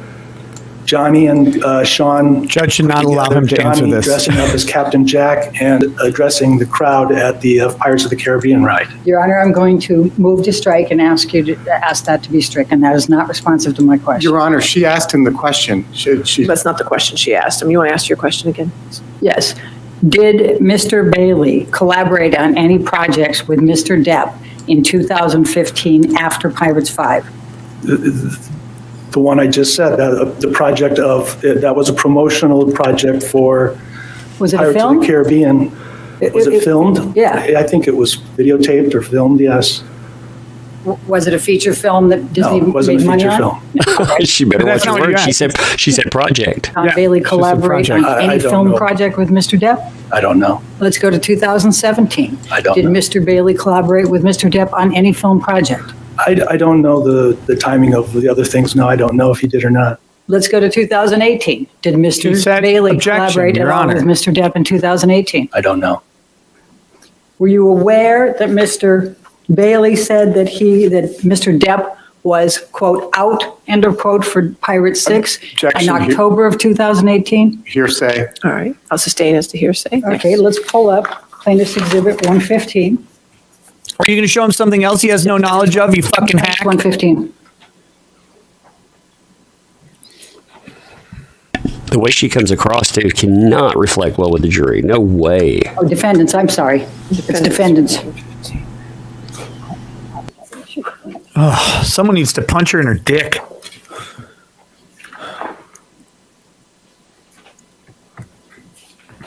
I will say, like, Johnny's team, Now, this is an article. they need to bone up on their objections. Like, on how they October argue of their objections, both 2018. for and against. Yep. Do you recall seeing this article? No. You never saw it? I don't read these right, stories so- and stuff like that. So would it be fair to say that you don't know whether Mr. Bailey had determined that Mr. Depp would not be in Pirates 6 as of October of 2018? I don't know. I don't know, Objection to the especially lack on of this. foundation. I don't believe He's this stuff never anyway. seen it. Okay, we can take that down, thank you. All right, let's talk about your visits with Vanessa and the kids and Mr. Depp. You indicated you went on some vacations with them, correct? Yes. They were together for 14 years, right? Yes. How many vacations did you go on with them? Several. I don't know all of them. 2, 3, I don't Probably know more all of than them. that. 4? Probably more than that. I don't know. Half a dozen. Okay, we get to 6? Okay, Yeah. 6 to 12? All Yeah. right. And these are all vacations, right? After filming, yes. Okay, so these are times where everybody's having fun, relaxing. It's not your regular, Yes. day-to-day grind that everybody goes through, right? Yes. Okay. Now, you have no personal knowledge of whether Mr. Depp ever physically abused Vanessa Paradis, correct? None that I ever saw. Right. But you have no knowledge one way. You don't know, do you? None that I saw. Right. Correct. Right. You don't know what went on in their marriage and their relationship when you weren't there, correct? Not when I was there, no. Okay. And they split up, right? Yes. Do you know why they split up? No, I do not. All right. You don't know if Mr. Depp yelled or raised his voice at Vanessa Paradis on a daily basis when you weren't around, do you? Not when I wasn't around, I don't know. All right. And then you were asked at the very end Objection argumentative. to whether you had ever heard of any woman accusing Mr. Depp of violence, and you said you'd never heard of anyone accusing Mr. Depp of violence. Do you recall Correct. that? Have you ever heard of Greg Brooks? No. I don't know. He's a no. manager on the set from City of Lies who has Okay. filed a lawsuit against Mr. Depp for punching Your Honor, him. Objection. Lack of foundation and That's fair object game, to Your Honor. Ms. Bredehoft's speechifying. This is prior acts I'll allow evidence it. anyway. Good. You'll, Out loud. Just I let can't this old just- lady I've never ramble all day. seen Violent to anybody. But you testified you'd never heard of that. So had you ever heard of Greg No. Brooks accusing Mr. Depp of punching him on the set of City of Lies? Yeah, I mean, I've heard it. I don't know any basis of it, though. So it's not true that you've never heard of anyone accusing Mr. Depp of violence, is it? I suppose not. Okay. And you don't know whether Mr. Depp committed any domestic abuse or violence on any of the women in his relationships, do you? I never witnessed it. Right. You don't have personal knowledge, though, do you? only what I've witnessed, and I've never witnessed it. Right. You don't know what went on behind closed doors with I do any not. of them. Okay. Now let's go to the Boston plane. This was in May of 2014. So you were in the car with Mr. Depp before he got on the plane. Yes. How long was he in that car? How long were we in the car? Yes. I don't recall. 45 minutes, an hour maybe? I don't recall. You sat on the tarmac for quite some time before getting on the plane, didn't you? I don't recall. You don't recall that? No. Okay. And is it your testimony that Mr. Depp wasn't drinking anything while he was in the car? Not in the car, no. Had Mr. Depp been drinking anything before he got into the car? I don't know. I wasn't with him before. Is it your testimony that Mr. Depp didn't take any drugs while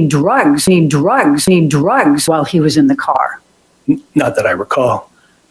Do you know whether he took any drugs before he got in the car? I wasn't with him before. Do you know if he murdered a Cambodian And I think you family testified before in entering the response to car? question that you didn't think that he was intoxicated or high. No, I mean, he seemed like Johnny. Did he take any Red Bulls that you saw? Took any what? Red Bull? Red Bulls? Red Bulls? It gives you wings? Were those wings abusive? Drink Red Bulls. I don't know if that was the same time or not. All right. Was he drinking vodka with any Red Bulls? I don't know. Was he drinking whiskey? I don't know. Was he taking cocaine? I've never seen it, no. Did you see any powders? No. Okay. So you get on the airplane, and it's your testimony that Ms. Heard had a bad tone of voice with Mr. Depp. Is that correct? She had a bad tone of voice with me. Okay. In Yeah, fact, get the testimony correct wasn't if you're Mr. going to talk Depp about saying it. pretty horrible things to Ms. Heard? I don't recall that. Like, get fucked on set, get fucked with fucking James fucking Franco? Did you hear that? I don't recall. Did you hear him say, at least you fucking liked it? No. Did you hear him say, I bet you slipped a tongue in there and you liked it? No. Did you to Amber's pussy and asking her if her pussy was wet? Your Honor, lack of foundation. Correct. This is Did you hear ridiculous. any of that? Not that I recall. Okay. I'll rule the objection. She lets it go. You shared an oxygen Oh my God, what a farce, with dude. Mr. Depp on that Boston plane, didn't you? No. You don't recall Mr. Depp insisting that the flight attendant give him an oxygen tank and the two of you Was used your it? pussy dripping wet? Okay. Do you recall Mr. Depp drinking champagne on the plane? I don't know what he was drinking. I'm sure I was having wine. He could have been having champagne. Do you remember him drinking a couple bottles of champagne? I don't know how much. And it's your testimony that Mr. Depp didn't kick Amber? I didn't see anything like that. Okay. Did you see Mr. Depp go to the back of the plane and pass out and moan loudly? I don't recall that. You don't recall that either? No. Okay. What even pull up do you recall? Defendant's Exhibit 245, please.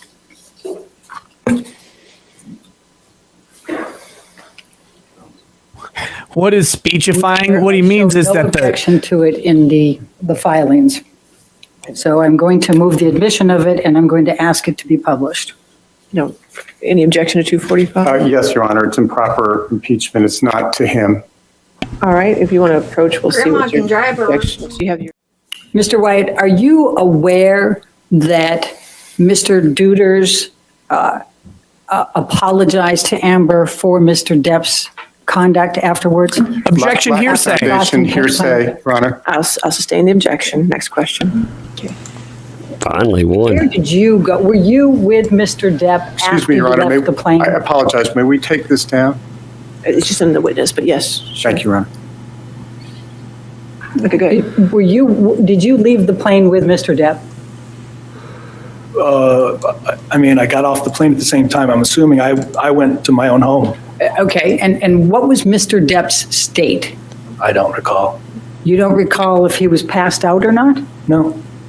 When you say you don't recall, as you're sitting here today under oath, you honestly can't Object. remember if Mr. Depp was passed out when mean, you there was- left the plane? Asked and answered, Your Honor. All right. I'll allow it this one time. Go ahead. You can answer. Just one time. One time, good God. I mean, the only reason I remember this one was because Amber yelled at me on that flight. Do you remember my question? I don't recall. All right, I mean, so- I could have gotten off the plane and just left. I don't know. And Mr. Depp could have kicked Amber on that plane, right? Your Honor, asked and answered. Not that I saw. Okay. And he could have passed out. Not that I recall. Okay.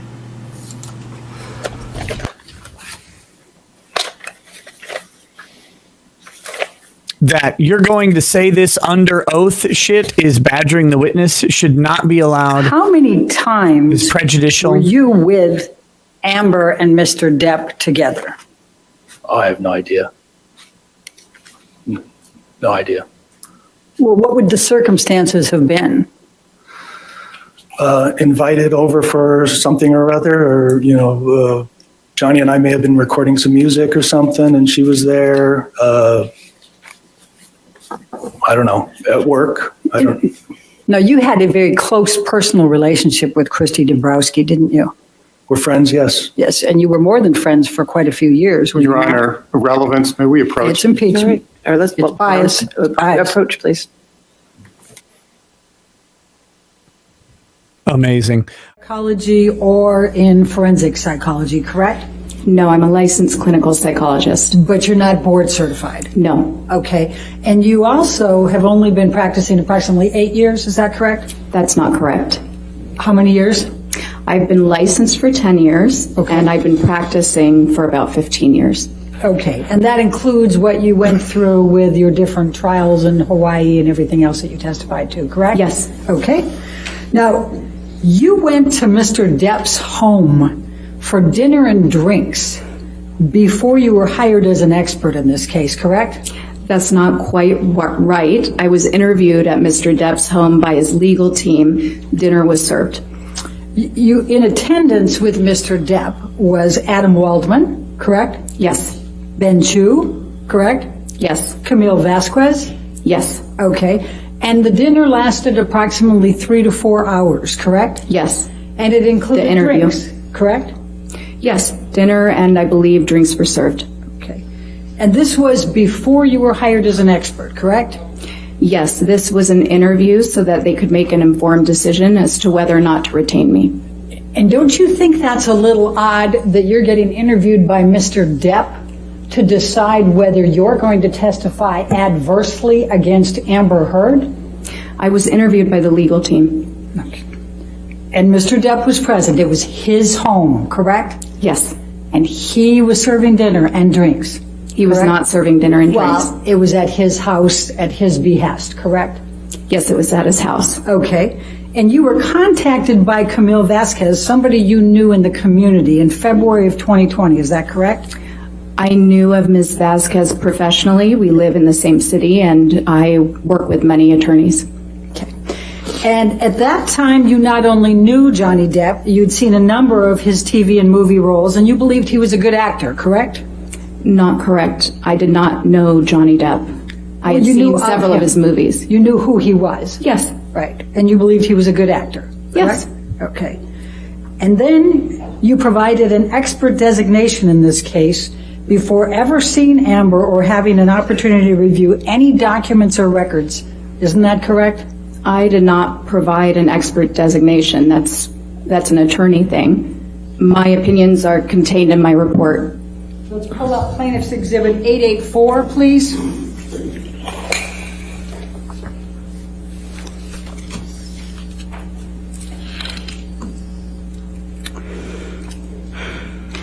This was plaintiff's designation, identification of expert witnesses in this case. And this is dated February 2021. That's a year after you went to dinner at Mr. Depp's house, correct? Yes, Okay. And it attributes, if you go to page 13, it says you have 3 opinions. The first of those is that Amber Heard, quote, exhibits patterns of behavior that are consistent with co-occurring cluster B personality disorder traits, especially borderline personality disorder. Did I get that right? I'm reading that here. That is not my opinion. Okay. Well, but it's a current opinion, but this was not an opinion of mine then. I didn't have any opinions at that time. It says Dr. Curry will testify, correct? That's what it says, yes. Okay. And this is a signed pleading, correct? On behalf of Mr. Depp. I'm not sure I understand what that means. You don't understand what a signed pleading is? No. Okay. Do you understand that Mr. Depp's counsel prepared this and served it on Ms. Heard's counsel? I'm not an attorney. I don't know these procedures. Okay. Are you aware that Mr. Depp is on an audio recording years earlier taunting Amber Heard that she has a borderline personality disorder? I was made aware of that in this case, yes. So you heard, is that one of the audio? Not necessarily taunting, but I do recall hearing that Mr. Depp had used that phrase. So it's a coincidence that you now think she has those attributes after the attorneys listed it in February 2021 before you'd looked at anything, and Mr. Depp had made that accusation to Ms. Heard years earlier. My opinions aren't based on coincidence. It's objection. I'm Okay. sorry, Dr. All right. Yes. Compound, I'll sustain the objection. All right. It's a coincidence then that you came up with symptoms of borderline personality disorder years later after Mr. Depp has been taunting Ms. Heard in an audio tape. I can't speak to whether or not there's a coincidence. What I can tell you is my opinions are based on the results of my evaluation. And it's a coincidence that Mr. Depp's counsel attributed that to you, that said that to you in February 2021 before you'd looked at anything, correct? I'm not sure. Okay. Now, would you agree that a disproportionate number of women are tagged with a diagnosis of borderline personality disorder? No, that's not quite right. And you have never arrived at this opinion as an expert witness in this case, correct? Objection made. I'll sustain. You have never arrived at the opinion that Ms. Heard exhibits patterns of behavior that suggest her allegations of abuse against Mr. Depp are false, correct? That's correct. Okay. And in fact, you've said that has never been my opinion, correct? What I'm saying is that the opinions in here, these are not my opinions. My opinions are provided in my report. Can you please turn to page 255 of your deposition?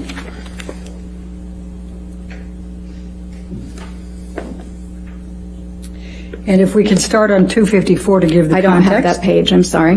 254, line 11. Oh, okay. And the question is now, the next one is, quote, Ms. Heard exhibits patterns of behavior that suggest her allegations of abuse against Mr. Depp are false, end of quote. Was that your opinion in February 2021?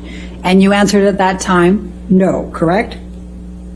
That is correct. And then I asked, have you ever arrived at that opinion in the time that you have served as an expert witness in this case?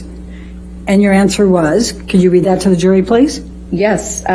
So no, it's not the task.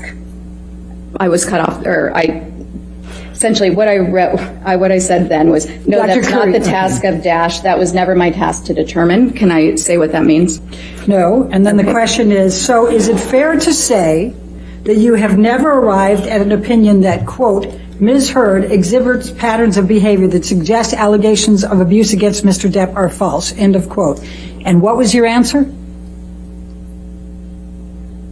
Well, there was an objection. All right, I'll read it for you if you're having difficulty. Okay, no. Your answer was under oath, correct. That is not my opinion. That has never been my opinion. Isn't that what Correct, you said under yes. oath on March 21st? Okay. And then I wrote, then I'm going to ask you, do you know who wrote this portion of the designation suggesting that these were your opinions in February of 2021? And what was your answer? I said no. Now, you did not disclose in any of the designations or your report that you had met with and had dinner and drinks with Mr. Depp, did you? I'm sorry. Can you repeat that one more time? Yes, That you did confused not me. disclose in any of the designations or in your report that you had dinner and drinks with Mr. Depp, correct? I did not disclose that I was interviewed by the legal team, no. I asked a different question. Are you trying to resist that you didn't have dinner with Mr. Depp and drinks? I'm not trying to resist that, but it's not quite right. You did What you're have dinner with stating. Mr. Depp, did you not? I did, with And his you had legal drinks team with and Mr. Mr. Depp, Depp. did you not? And what? You had drinks with Mr. Depp, did you not? Drinks were served. This was over 2 years ago. I may have had a drink with dinner, yes, In fact, you thought you had a mule something, right? possibly. Yes, okay. And you didn't disclose that you had met with Mr. Depp, Mr. Waldman, Mr. Chu, and Ms. Vasquez at Mr. Depp's house for 3 to 4 hours and had dinner and drinks, correct? I did not disclose that. It's not significant to the report. You don't think that's significant, correct? I don't. Okay. But you've never been asked to meet with a client in his counsel before being retained as an expert, either before or after, have you? No. And you justified that it was okay in this case because it was a high-profile case. That's not quite right. I justified it in this case. Actually, I sought consultation about it. First of all, the person who had retained his attorneys was unable to come to my office with his attorneys. And yes, this is a very visible case. It's been going on a very long time. And I understood that there would be a need to interview me and make an informed decision about my qualifications.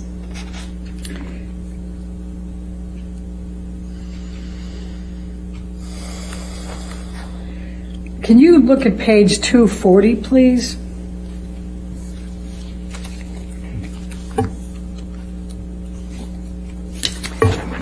Line 3 is my question. Would you agree it's highly irregular to meet with the subject in a litigation? And your answer on that occasion was, I would not say it's highly irregular. I would say it's not something that I would typically do. However, I had not yet been retained on the case. This was a large, high-profile case, and I understood that I believed that it was appropriate for a person retaining me with such a high profile to meet me to be able to vet me, essentially with the attorneys present prior to retaining me on his case. Do you recall that? Yes. That's what you said under oath, correct? Yes. And then I said, have you ever done that before? And you said, no. Correct? Correct. And then I said, have you ever done it since? And you said, no. Correct? Correct. Okay. Now, would you agree that if you did not find something that would be in favor of Mr. Depp and negative to Ms. Heard, that you wouldn't be an expert in this case? That's going to bring you into court if you're going to say that Ms. Heard is right and Mr. Depp is wrong, correct? So as a forensic psychologist, my obligation is to the court, is to the fact finder. I present science regardless of what that science may be. Now, when I take a case, my retainer agreement is explicit about that, and I discuss that with the attorneys.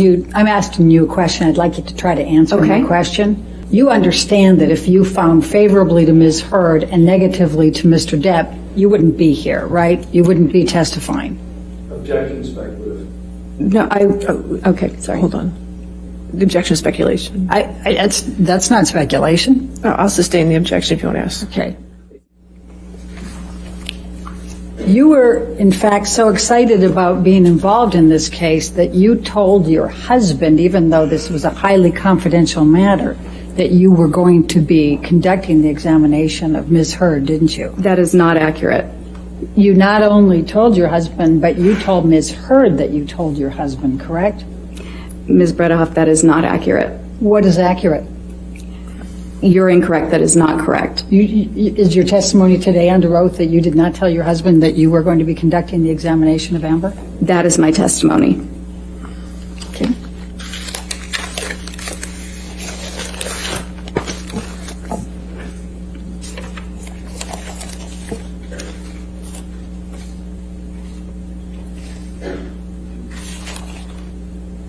Let's go to page 306.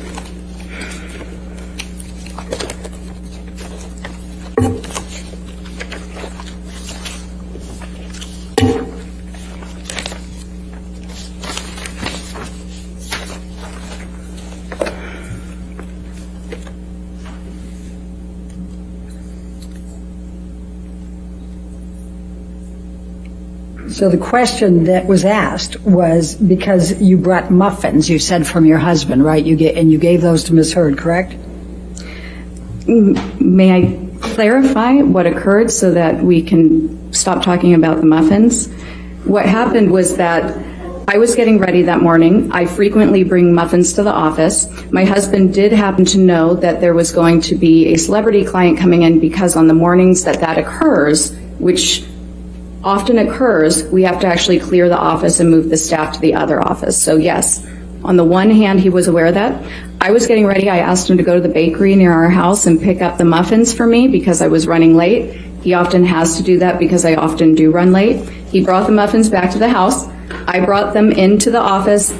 Ms. Heard and I enjoyed the muffins together. I think I made a comment to her along the lines like, we can thank my husband, my husband got these for us today, meaning he purchased the muffins. We are now enjoying them because of him. Did you say on pages 305 and 306 that you frequently have examinations of high-profile clients? You want to just take a quick look and tell us? What, 305, 306? Yeah, that's where we're talking about it. Is there a line you'd like me to look at? You can start with 15, line 15, 305. Just read through that and tell me whether you said anywhere in there that you have a lot of high-profile examinations. You do this frequently. Objection to improper impeachment. I don't agree. I want your approach, please. Dr. Curry, I just want to make sure that we all remember, you're not board certified, correct? No, I'm not. Okay. And you've been licensed for how long?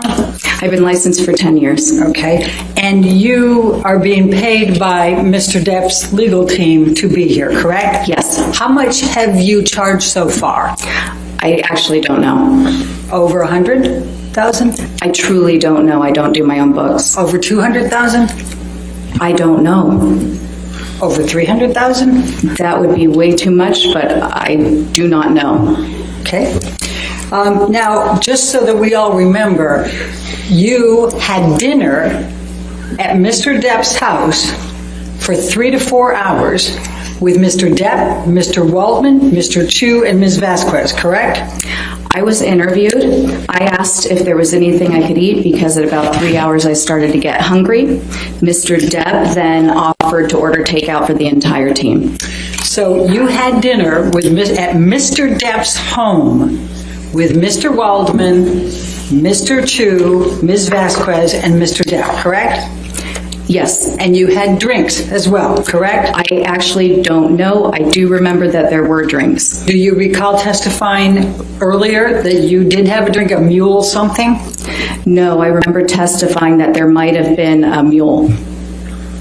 A Moscow mule. Okay, thank you. We didn't have animals there as well, right? No animals. Okay, that's good to know. Mm-hmm. And you talked about transparency. I just want to make sure you had several designations, expert designations and reports in this case, correct? Yes. And in not one of them did you disclose that you had dinner and drinks at Mr. Depp's house for 3 to 4 hours with Mr. Waldman, Mr. Chu, and Ms. Vasquez. Is that correct? Ms. Bredehoft, you're mischaracterizing what occurred. Dr. Curry, please answer the question. Not once did you disclose this in any of your reports. I did not correct? disclose that I was interviewed as that standard procedure. But it's true that you have never gone to a client's house to be interviewed for an expert witness position, correct? Yes, because I never had a client that was essentially homebound because of their celebrity status. All right. And you talked to Mr. Depp for 3 to 4 hours before taking on the role of assessing Ms. Heard and deciding whether she was suffering from any distress, correct? I did not talk to Mr. Depp. I was talking to his legal team, and he was there to observe.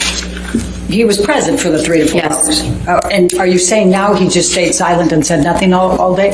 I don't recall what he didn't or didn't do. I was answering questions. Okay. Now, your expertise here is limited to whether Amber Heard suffers from PTSD currently. Is that correct?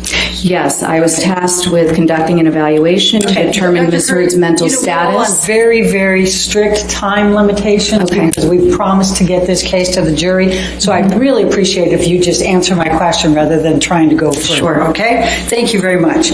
Now, after after you had the dinner, you then provided a designation in February of 2021 in which you said, and this is long before you ever saw Amber Heard, correct? You said that Amber Heard, quote, exhibits patterns of behavior that are consistent with co-occurring cluster B personality disorder traits, especially borderline personality disorder, end of quote, correct? No. No, we went through this before. We did. But, and that was on the designation, was it not? I told you last time that I did not write that. Okay, and you don't know who did on the legal team, correct? No. Okay, and then I also asked you, if you may recall, whether you listened to the audio recording in which Mr. Depp taunted Amber Heard that she had a borderline personality disorder. Do you recall that? I recall you asking me that, yes. Did you recall listening to that audio tape? I don't recall Mr. Depp taunting Ms. Heard. I do recall that he at some point suggested she might have that diagnosis. Okay, and that was back in these audio tapes back when they were together, correct? Yes. Okay. Now, you've never before been asked to testify or serve as an expert with respect to someone who has bipolar disorder, correct? No, as I previously stated, that's not true. All right. Let's get you that position. My extra copies were all distributed before. Does everybody have those? Not up here anymore. Okay. Then my apologies, but I'm going to go ahead. Your Honor, can we approach it? All right.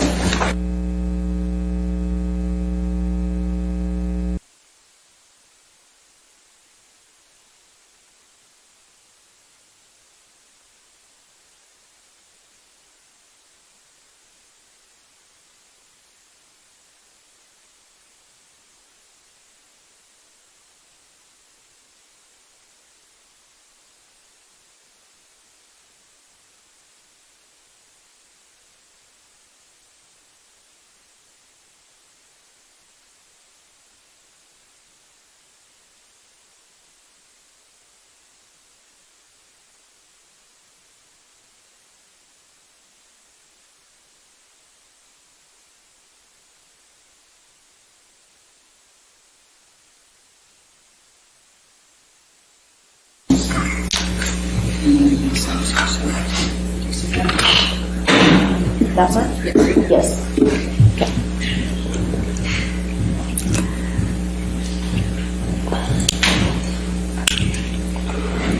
Now, you recall testifying in your deposition on March 21, 2022, correct? Yes. And you were under oath at that time, correct? Yes. And the question I just showed you on page 207, line 5, have you ever been asked to testify or serve as an expert with respect to whether someone has bipolar disorder? And your answer at that time was no, correct? Yes, I had forgotten that case. Okay. And have you ever been asked to testify whether anyone has behavioral or characterological conduct that suggests they may be an IPV perpetrator? I can't, yeah, I may have. It's difficult. After about 250 cases, it's difficult to remember specifically. All right. And have you ever been qualified as an expert in the area of IPV? No. And have you ever been qualified to testify as an expert in domestic abuse or violence? Domestic. Abuse or violence? Yes, that's been a component of testimony. May I approach you in your Right. We're still on page 2.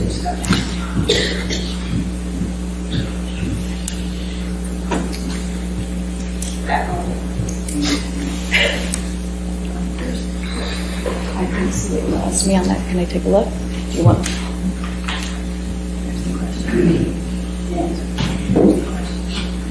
The perpetrator. Okay.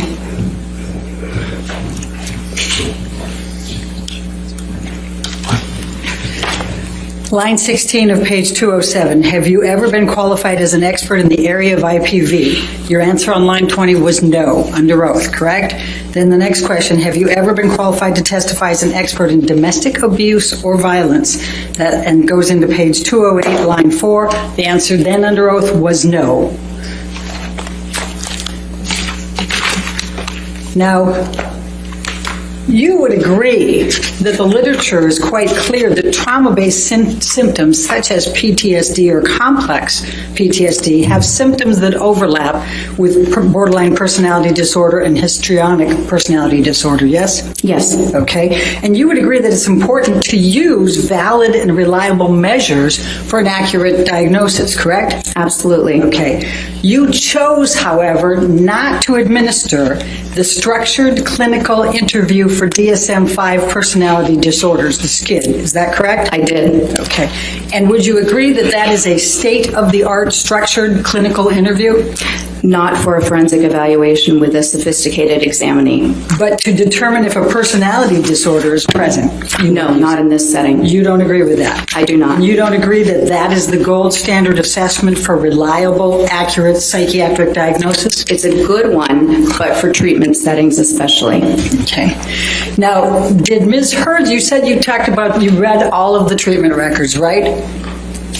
Yes. Okay. Do you recall reading the treatment records for the psychologist Bonnie Jacobs, who saw Amber Heard over 5 years? I do. And did you see anything in Bonnie Jacobs' notes over 5 years in which she diagnosed Ms. Heard with borderline personality or histrionic personality disorder? No. Now, you also saw the notes of Dr. Connell Cohen, correct? Mm-hmm. And you even attended his deposition, correct? Yes. All right. And he saw Amber for roughly 2 years. He was part of the Dr. Kipper connection, Mm-hmm. right?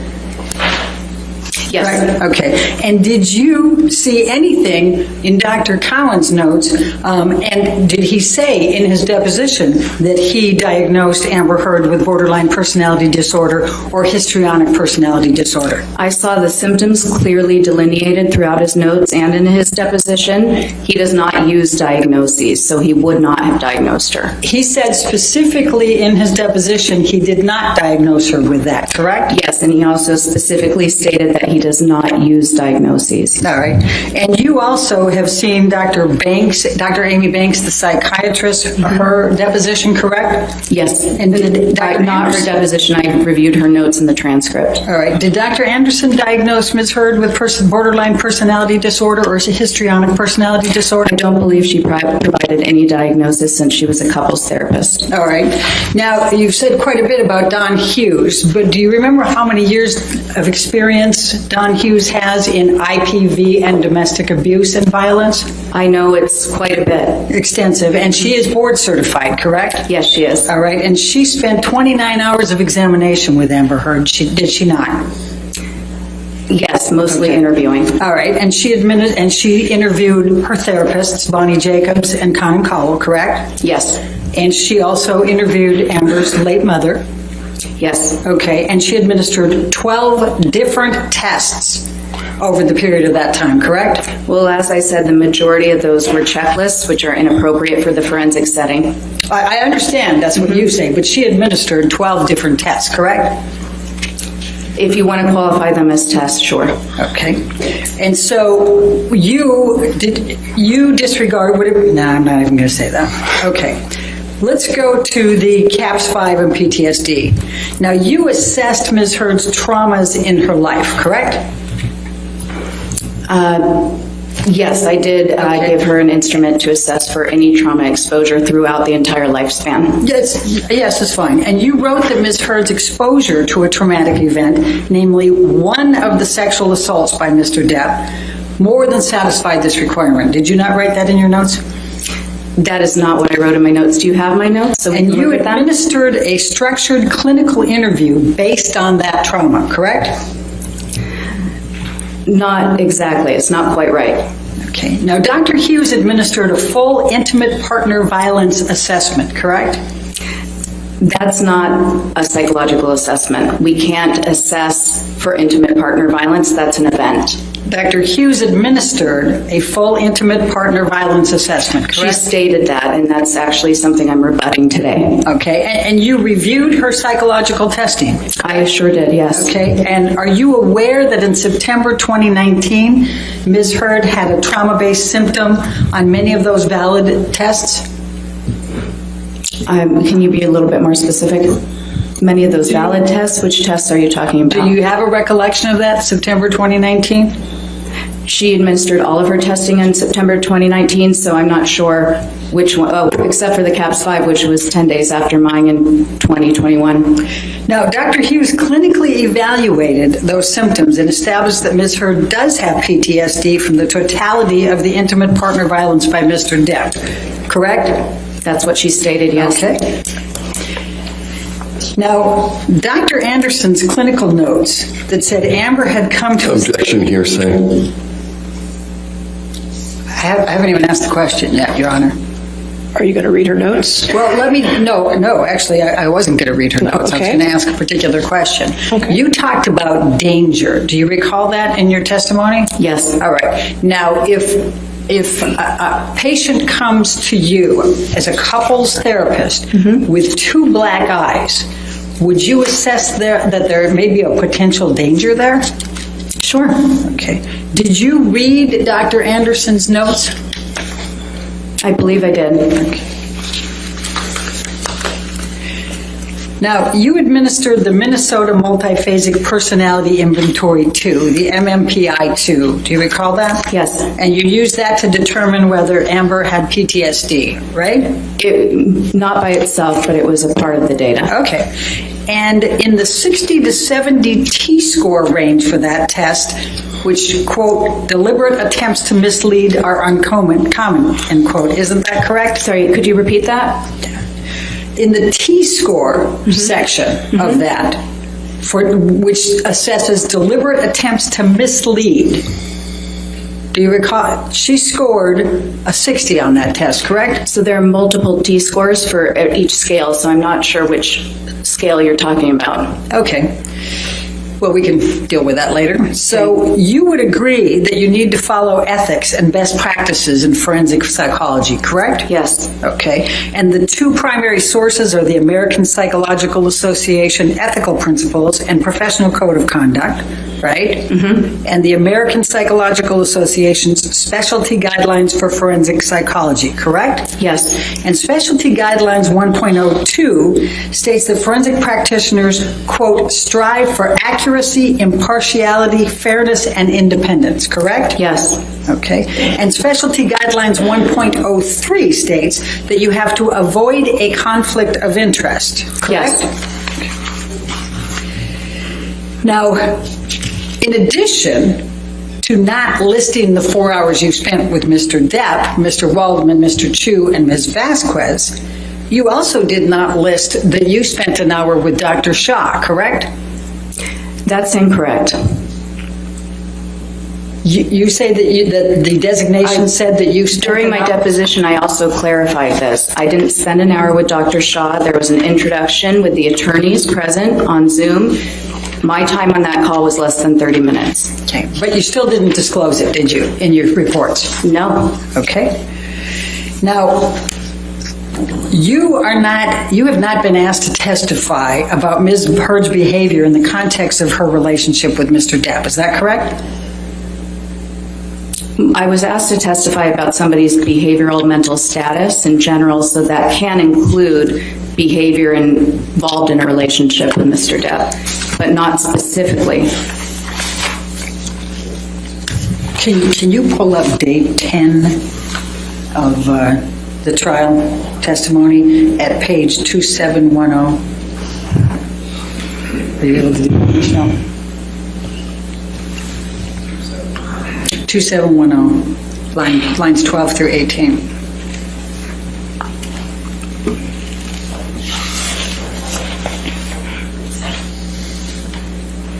May we approach?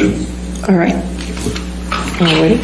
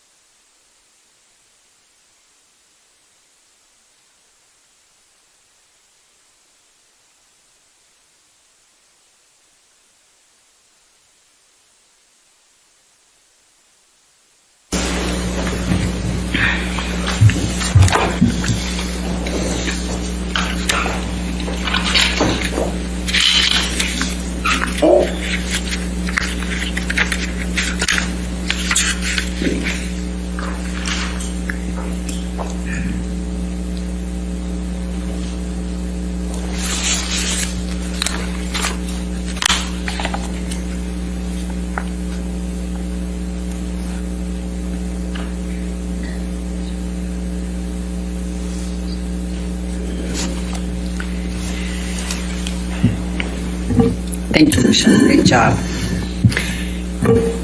Okay, does the witness also have, okay. Yep. So, Dr. Curry, this is your testimony from day 10 in this case, and if you can look at page 2710, line 13. Now, my question was, now, is it your testimony under oath today that you have not been asked to testify concerning Ms. Heard's behavior in the context of her relationship with Mr. Depp, including any abuse? And your answer under oath to this jury that day was, that's correct. Yes. Correct? I still agree with that question. All right. And you have not made any determinations, including any opinions, that Ms. Heard abused Mr. Depp or Mr. Depp abused Ms. Heard, correct? Correct. Okay. And in fact, you said that's outside the scope. Yes. Right? Okay. Of psychology. And you cannot testify whether Amber Heard suffered any emotional distress as a result of any of the defamatory comments that she has alleged Mr. Waldman made through Mr. Depp, or Mr. Depp made through Mr. Waldman, correct? Objection, Your Honor. Do you want me to read my response? Sure. Objection. I'm sorry. Hold on. Dr. Sorry, Your Honor. That's okay. What's the objection? Are you on approach? Okay.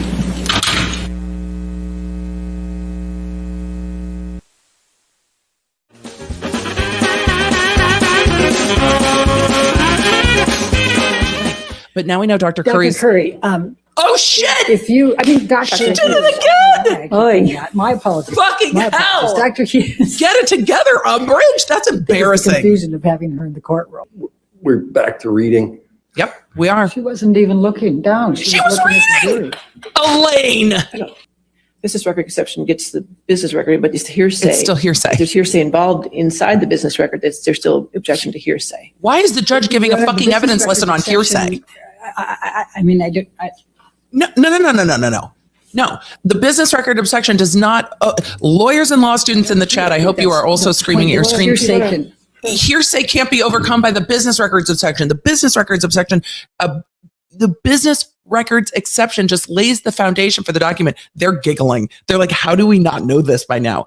If you want to come forward, that's fine. This is fucking embarrassing to watch. I have deep levels of embarrassment. Record to reflect that this was the photo that was shown to Officer Sines and Officer Haddon. Objection, No Your Honor. objection. That is- She's testifying. That misstates the evidence. Hadn't identified him. Now the jury should be entitled to know which photo Your Honor, was we shown ask that we as approach. Okay, we can approach. She's now testifying. Umbridge is now testifying in court. That is appalling. We would like the record to reflect that is appalling. Court just started. How do you not have your exhibits?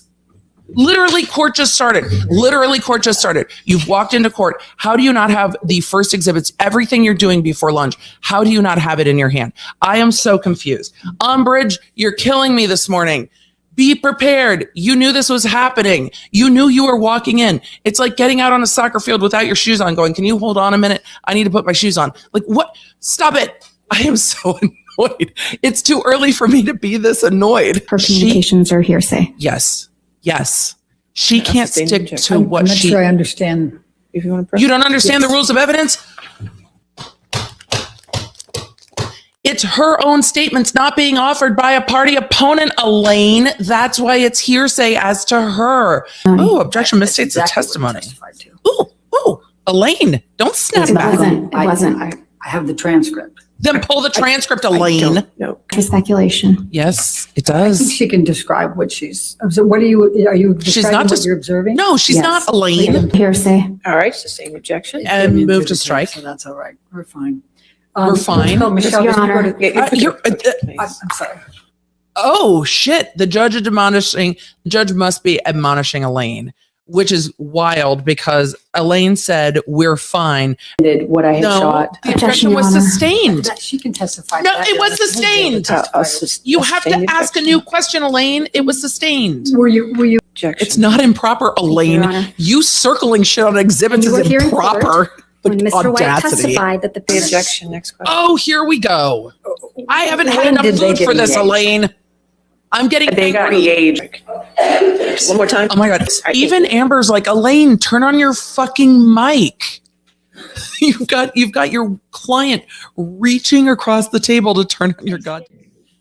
But it was Mr. Depp's decision on whether to file the lawsuit against Mr. Mandel and his company. Would you agree? I would instruct the witness not to answer that question because it would require disclosure of communications between Mr. Depp and Mr. Waldman as to who was advising who as to filing the case against TMG and the Mandel brothers. So I would instruct you not to answer that. The best part is if they took any of these to a judge and the judge ruled in their favor, we wouldn't hear that objection at all. So every one of these, Elaine should know she can't ask this question. Making ability with respect to the lawsuit against Mr. Mandel and his company? And again, I would instruct you not to answer to the extent it requires you to disclose attorney-client communication. It would. After you began representing Mr. Depp filed a lawsuit against Jake Bloom, Mr. Depp's former attorney, correct? That's correct. And you represented Mr. Depp in that lawsuit against Jake Bloom and his law firm, did you not? I did. But it was Mr. Depp's decision on whether to file the lawsuit against Mr. Bloom and his law firm, is that correct? Again, I would instruct the witness not to answer to the extent it requires him to disclose attorney-client communications. It would. It would. And Mr. Depp, though, was the ultimate decision maker in connection with any decisions made in the litigation against Mr. Bloom and his law firm. Would you agree? Same instruction not to answer. It's basically the same question, gussied up a bit. So same instruction. Yep. It's making Elaine look like a fool. I accept the instruction. Why did you make these statements? Same instruction, same reason. I accept the instruction. Did you make these statements with Mr. Depp's authorization or agreement? Same instruction, same reason. I accept the instruction. Was Mr. Depp aware you were speaking with the press? Same instruction. Same basis. I accept the instruction. Same instruction, same basis. Were you representing Mr. Depp at the time you made this statement? I'm going to refer to it as a statement. I'm taking specific words, Ms. Heard's abuse hoax against Instruct not to answer. Were you representing Mr. Depp at the time you made the statement that included Ms. Heard's abuse hoax against Johnny Depp?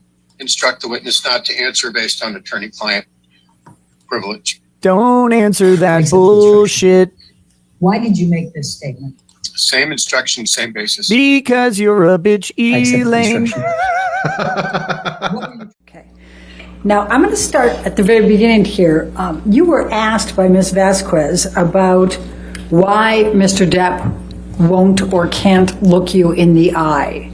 And she read out, or she played a tape in which Mr. Depp said, "You will not see my eyes again." Do you recall that?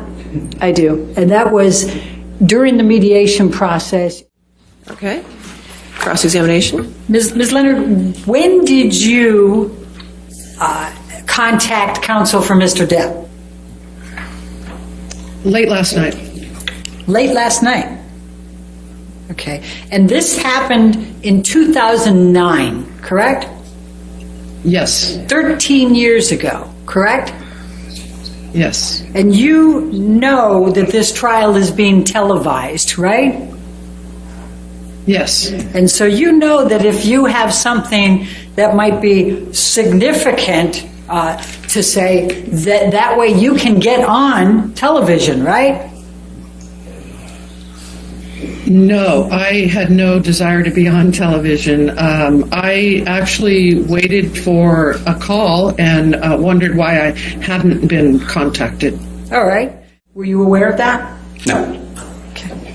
Now, if you don't have information that's helpful to this case, then you wouldn't be a witness, correct? Objection. Call for speculation.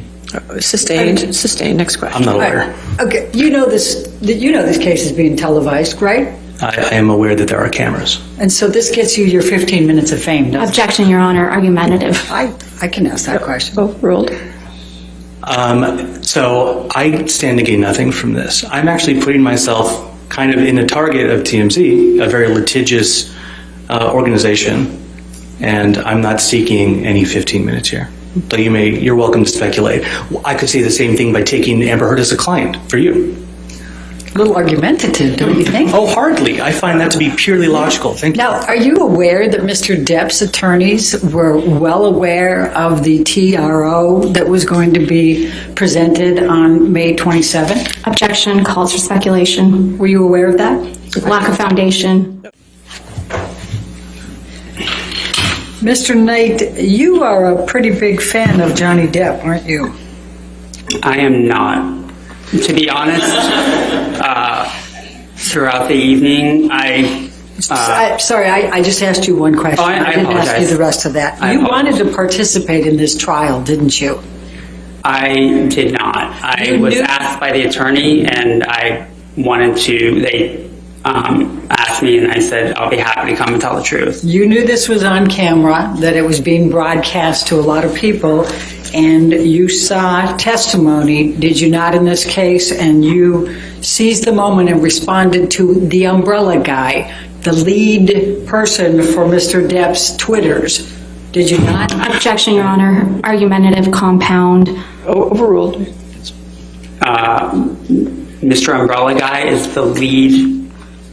The lead. You what? know that he leads one of the most predominant pro-Depp Twitters out there. I have no idea. I don't care or follow the Umbrella Guy. In fact, you do follow a Twitter called Johnny Depp Fan, don't you? Absolutely not. You don't? That's your testimony under oath? It is my testimony under oath. All right. And on April 21st, Mr. Depp testified in this case about Hicksville, didn't he? I wasn't here.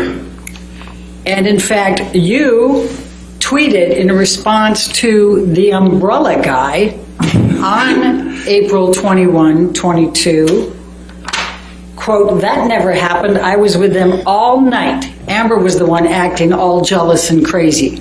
Do you recall writing that? I do recall writing that. Michelle, can you bring that up, please?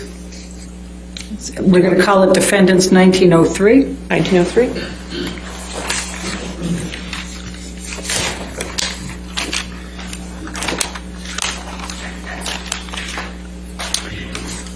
And I'm going to go ahead and ask you to redact, leave in the umbrella guy and the date and the bringing in the Hicksville. Your Honor, I'm sorry. I'm just...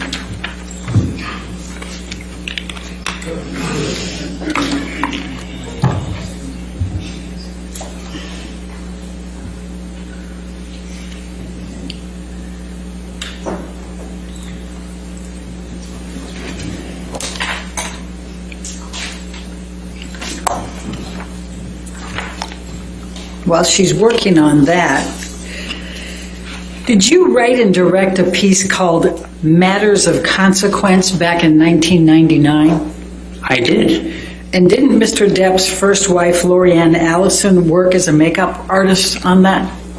She absolutely did. And while we're looking at that, 4 days after you tweeted to Umbrella Man, I was Umbrella Guy. Umbrella Guy. Okay. Well, all right, now we have this up. I'm going to ask you to take a look what is Defendant's Exhibit 1903. Do you see that? I do. Okay, and that's from that Umbrella Guy on 4/21/22, correct? Correct. And it says bringing in the Hicksville incident accusations. Do you see that? I do. And there's clearly Mr. Depp testifying there, likely a video, right? Okay. And you respond, that never happened. I was with them all night. Amber was the one acting all jealous and crazy. Do you see that? I do. Your Honor, I'm going to move the admission of Defendants 1903. Any objection? Yeah, Your Honor, we believe the first part of the that Umbrella Guy's tweet should be unredacted for context. Well. I have no idea what I was replying to. It's hearsay. It's rank hearsay, and the context Your Honor, is not necessary. Your approach. Of course. Take a look.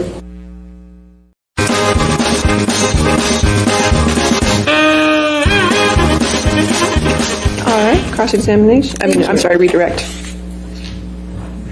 Ms. Hurd, did Ms. Van Ray come out after that article came in and make a public statement it was false? Of course. Objection, Your Honor. Hearsay. I should at least be overruled. Thank you. Of course she did. Okay. Now, let's talk about the TMZ alerted. Explain to the jury what you meant by the TMZ was alerted. So when you make these kind of filings, meaning divorce, marriage, things like that, they are public record.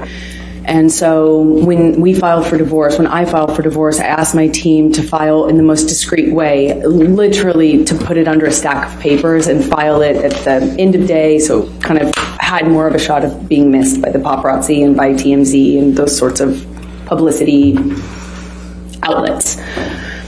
I believe that we had been remarkably lucky following the divorce that it wasn't picked up, and that it gave me a precious few days of peace at that really fragile time.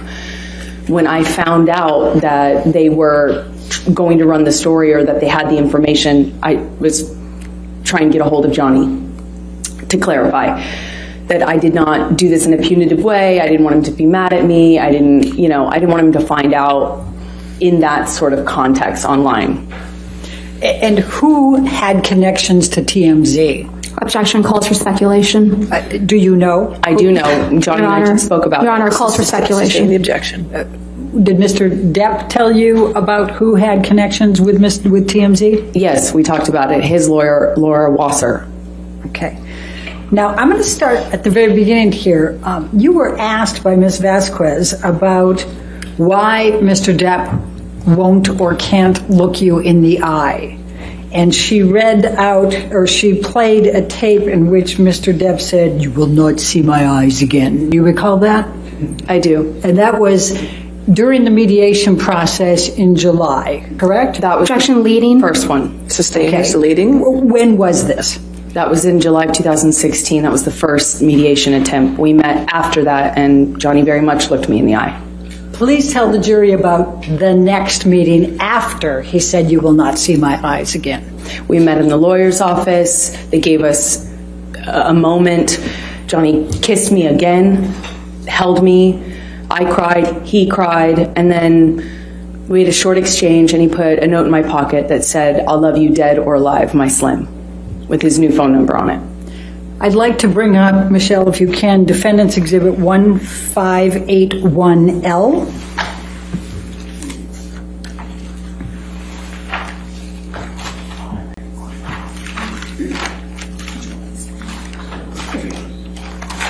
I'm sorry? Oh.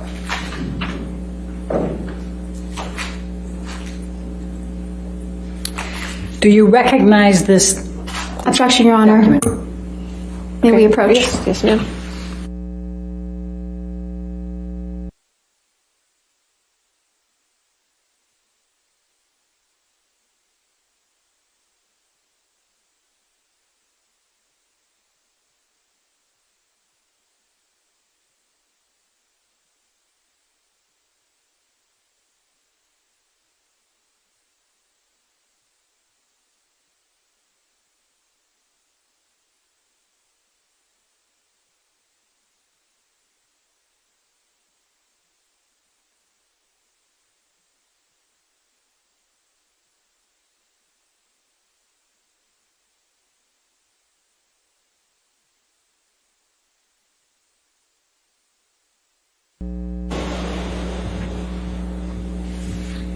Could you tell the jury what the coaster was that he slipped into your pocket, what it said?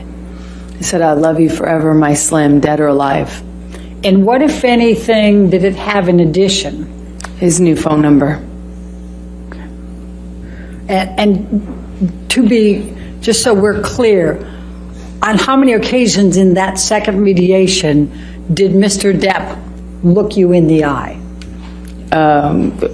Many. Okay. And when Ms. Vasquez asked you if you knew why Mr. Depp couldn't or wouldn't look you in the eye here or in the UK, you said, yes, you know. Why? Please tell the jury why. Because he's guilty. Because he knows he's lying. Otherwise, why can't he look at me? I survived. I survived that man, and I'm here, and I'm able to look at him. Thank you. You were asked about a bruise that was on your arm from March 15, 2013. Do you recall how long before the picture you had sustained that bruise? I do. How long? 2 weeks. Okay. You were asked a number of times by Ms. Vasquez if you took pictures from your incidents earlier in the relationship. Yes. Why didn't you? It was something I started doing only kind of incidentally. You know, I was commenting to my best friend. I was looking for support from my mom, things like that. There was, I'm ashamed to say, never a thought that this would happen. I mean, not until December and my best friend taking pictures of me to capture it that wasn't even a thing. It has been suggested by Ms. Vasquez to you in your questions that you didn't tell anyone about the abuse until the TRO. Is that true? Objection, Your Honor. Leading. All right. What if any? All right. Who did you tell about the abuse during the time it was happening? Objection, Your Honor. Leading. That's not offered to. And hearsay. Sustained. Your Honor, it's prior consistent statements. It's leading. It's sustained. Next question. Okay. What, if anything, did you tell to anyone about the abuse? Objection, Your Honor. Hearsay. I'll sustain. Your Honor, may I approach? That's fine.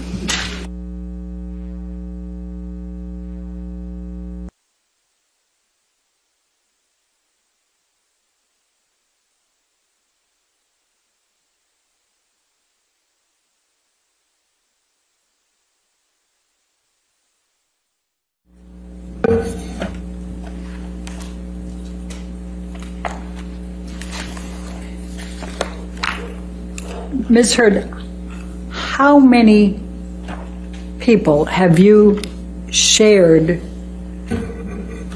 the fact of abuse prior to 2015? Objection, Your Honor. Leading. Calls for hearsay. How many? Overruled that one.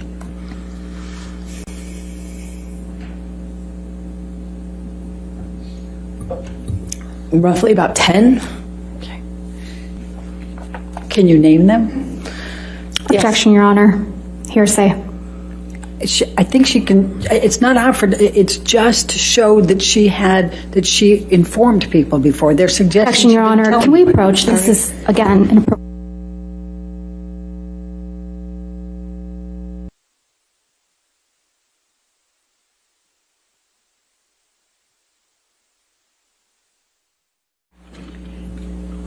Now, you were asked whether you had consulted a medical doctor about any problems with your nose, correct? That's correct. And you indicated that you, in fact, had after the divorce, Objection, correct? leading.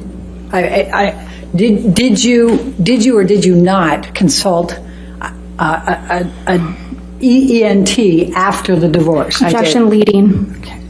Did you produce medical records to the defendants relating to this? Objection, leading. Calls. I'll sustain the objection. Thank you. Leading. Next question. Your Honor, if we could. Witness could be instructed not to answer until I lodge my objection. Wait for the objection, please. Could we bring up Defendant's Exhibit 1077? 1077. Do you recognize this document? My screen is black. Oh, sorry. There you go. Yes, I do. And could you tell us what it is? That's what my ENT, the ears, nose, and throat doctor, told me was. Objection, Your Honor. Hearsay. All right. When there's objection, please stop talking. Thank you. All right. I'll sustain the objection as to hearsay. Okay.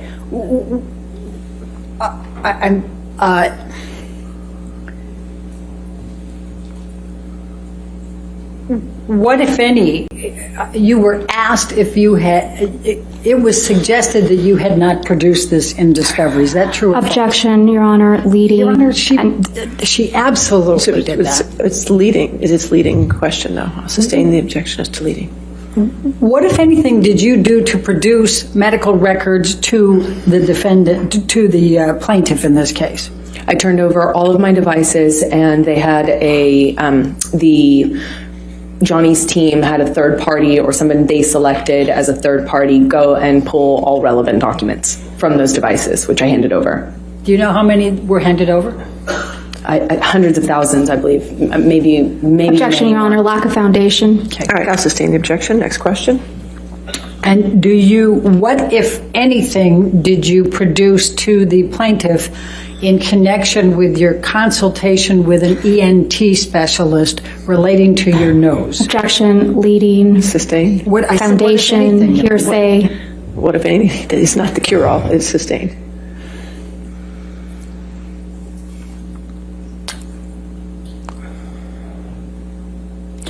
When did you see an ENT specialist? 2017 or 2016 or 17. And as a result of that consultation, what did you learn about your nose? Objection, Your Honor, hearsay. I'm not asking her to tell what they said. Yeah, I'll sustain the objection.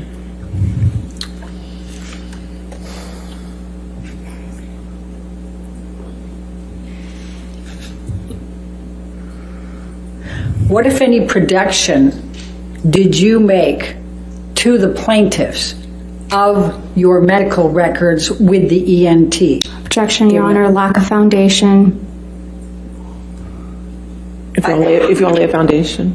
Do you know whether the medical records from your EMT were produced in discovery? Objection, Your Honor, lack of foundation calls for speculation.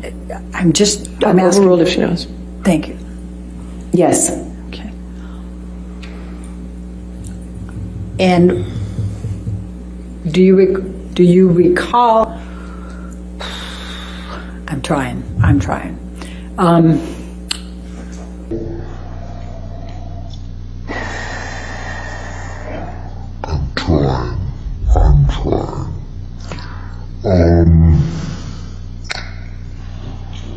What, if anything? What, if anything? Did the medical records reflect about your nose? Objection, Your Honor, hearsay. I'll sustain the objection. Do you have injuries to your nose? Yes. Please describe those to the jury. I have a bunch of scar tissue. I'm going to object to the extent it calls for hearsay and lack of foundation. Overruled. And improper expert opinion. Well, she can certainly testify too. We'll see where it goes. Go ahead. Okay, go ahead. I have a significant amount of scar tissue in my nose. Objection, Your Honor. I'll sustain the objection. What, if any, difficulty do you have breathing? Objection, leading. What, if anything? And that does cure on No, it doesn't. But I'll overrule the objection. Thank you. Do you remember the question? I have a significant amount of trouble breathing at night, and I've been putting off having surgery for it. Okay.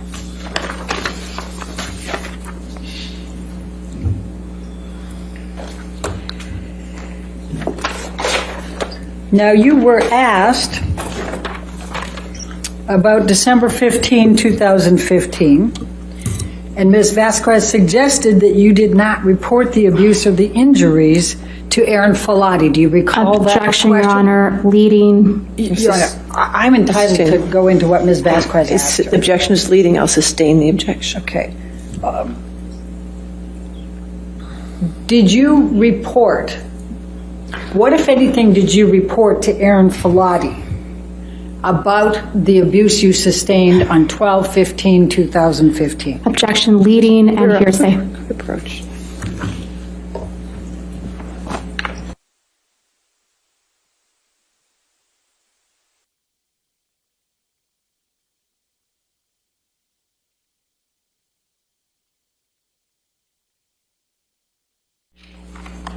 Did you tell Nurse Falati on 12/16/2015 about the injuries you sustained from the 12/15/2015 attack? I did. I believe I sent her pictures too. Okay.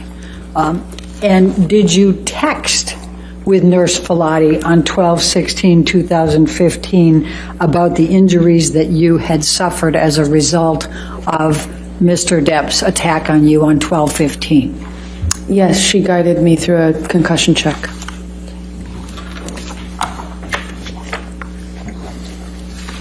And did you tell Connell Cowan about the injuries you sustained? Objection, Your Honor. Hearsay. It's prior consistent statements, Your Honor. All right, I'm going to sustain the objection at this point. Next question. Do you recall Dr. Laurel Anderson testifying that she saw two black eyes Objection, on Your Honor. 12/17? Leading. Sustain as to leading. Okay. What, if anything, do you recall from Laurel Anderson's testimony in this case about what she observed on 12/17/2015? Objection, Your Honor. This is outside the scope of cross-examination. It's prior consistent statements. I'm going to sustain the objection. It's observations for the 12/17, the same day. Sustain the objection. Next question. May I approach? Okay.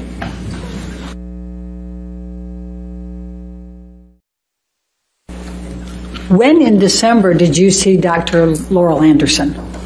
Objection, lack of foundation. Overruled. I saw her 2 days after the attack. So on what day did you see her then? That would have been the 17th of December, 2016, and I told her what happened. Okay. Objection, Your Honor. Hearsay. Let's sustain the objection. And when did you see Dr. Connell Cowan? I saw him the next day, December 16th is my best recollection. Let's jump to East Asia for a moment. And we saw a number of pictures from the backless dress. What, if any, motivation would you have to claim that Mr. Depp was kneeling on your back, knowing you had a backless dress? Objection, Your Honor. Leading. I think I can bring calls for this out. speculation. It's still leading. I'll sustain the objection. Okay. Why did you say that Mr. Depp was kneeling on your back in East Asia? In the closet of the hotel room in Tokyo, I said that because it happened to me, and it would have been much more convenient if I was making it up to not include that detail, knowing I had a backless dress and I walked a press line and got photographed.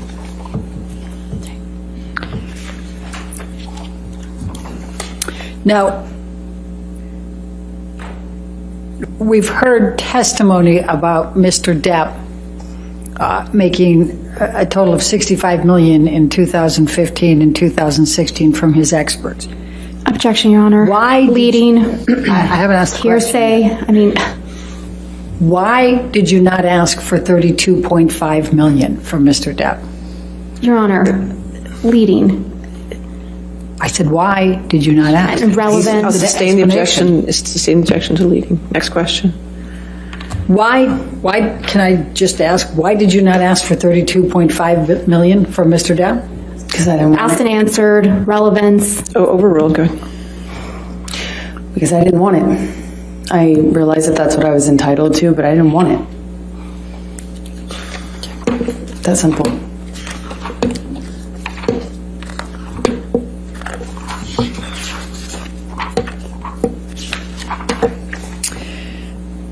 The tape recording that was played that has you laughing quite a bit, can you tell the jury what the context of that particular tape recording was? I don't really recall a whole lot about what was going on. I know we had been fighting kind of ad nauseum and in this sort of loop, if you will, and I'm doing my best to not show my pain. That's what I was trying to do. I was trying to be tough, not show what kind of pain I was in. Okay. Now, Ms. Vasquez asked you about how you got your role in Aquaman. Could you please describe to the jury how you got your role in Aquaman? I auditioned, not Johnny. I auditioned. I worked really hard, and I went to where we were filming the first movie, Justice League. I went, I think, 5.5 months early before filming commenced, when I heard that they wanted to fire me, and so I put myself in the job. Objection, Your Honor. Hearsay. Sustained. Keep it away. I worked really hard. I worked really hard on that and had to prove myself, and I did that for, even though I was only filming for 6 days, I was there for 6 months. Just worked my butt off. That's why. What, if any, role did Mr. Depp play in your getting Aquaman? He tried to have me fired from it. Objection, Your Honor. Speculation. All right, I'll sustain his speculation. How do you know that he tried to have you fired? Objection, Your Honor. Calls for speculation and hearsay and lack of foundation. I'm trying to lay a foundation. All right, if you lay a foundation. I saw it. I saw the emails. I saw the text. I'll sustain the objection as to hearsay. Next question. You were asked about Isaac Baruch and why and that he saw no marks. What is your recollection of your interaction with Isaac Baruch during the week of May 22nd? I saw Isaac when I was coming or going, meaning I was leaving or arriving to the building. I saw him at a distance. We did not have a in-depth conversation, nor would we. And I told him, actually, right after it happened, what his friend had done. Objection, Your Honor. Hearsay. I don't think it's offered to prove the truth of the matter asserted. I'll sustain the objection. Next question. Okay. Stay away from what was said. Can you just tell us what interaction you had with him and his opportunity to observe you with absolutely no makeup? Objection, Your Honor. Leading. I'll sustain the objection. It's leading. Please describe for the jury your interaction with Isaac Baruch during the week of May 22nd. Well, not only did I have makeup on, but I did attempt to kind of let him know what happened. Objection, Your Honor. Hearsay. I'll sustain the objection. Next question. You were asked some questions about Officer Melissa Science's testimony. What, if anything, do you recall relating to Officer Melissa Science's testimony relating to your injuries? Objection, Your Honor. Hearsay. Your Honor said I could redirect after the cross-examination. When she... You want to approach?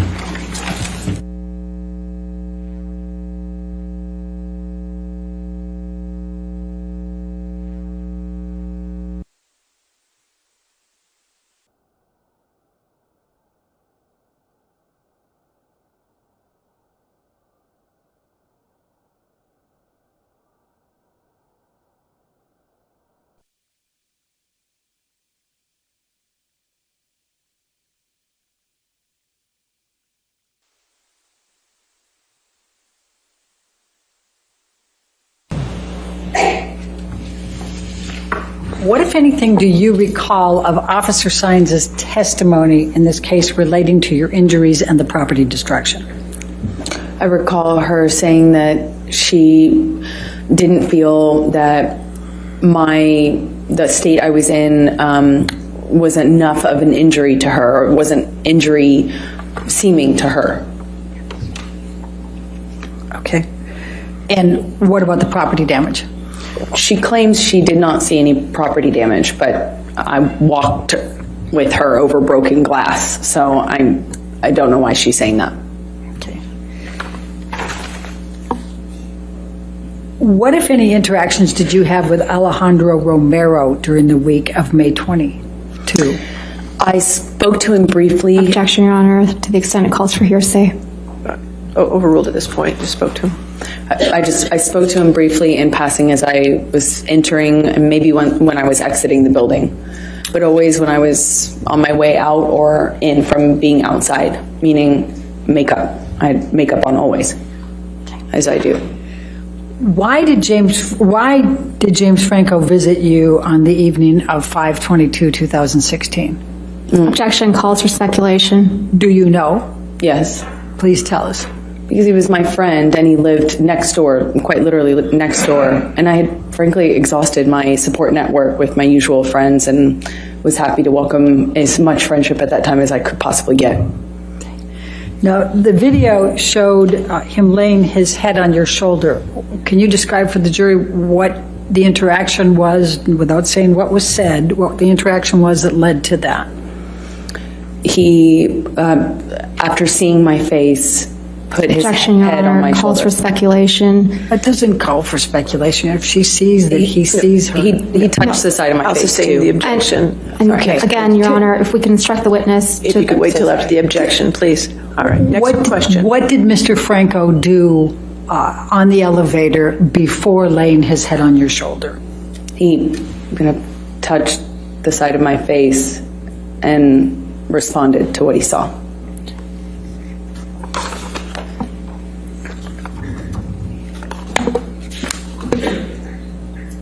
We talked about you were shown a bunch of newspaper headlines, and there was one in particular referring to sexual violence. What, if anything, did Mr. Waldman do to you relating to that article? Objection, Your Honor. Lack of foundation, calls for speculation. What did he do to her? Unintelligible. I don't understand the question. Overruled. We'll see where it goes. He was carrying the paper that had that headline on it that he leaked and threw it at me at the UK trial. We were unfortunately sat kind of, actually literally next to one another with COVID spacing in between us, and he threw the paper down at me as he sat down with that on the cover. And where was that? In the UK, at the UK trial. Objection, Your Honor. This is beyond the scope. That's not beyond the scope. Overruled. Thank you. Why did you tweet about the makeup and Mr. Waldman? Because he was calling me a liar and a hoaxer, and that this was an elaborate hoax just to get Johnny. Objection, Your Honor. Hearsay. I'll sustain the objection. Next question.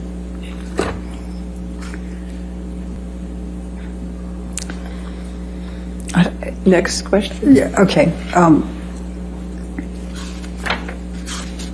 don't have any more questions, Your Honor. All right, thank you. All right, ma'am, you can have a seat next to your attorney, okay? You can go and have a seat next to her. That's fine.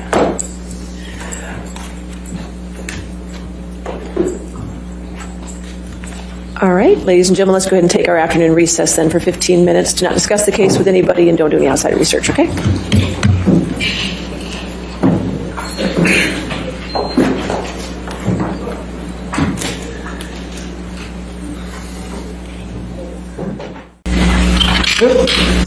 I get to say good afternoon.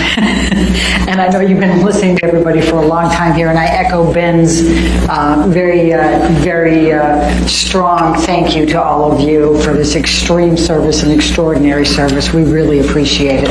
I'm going to go really fast and try to go as quick as I can so that you can get a break from us and go make your decision. I know you're probably itching to do it at this point.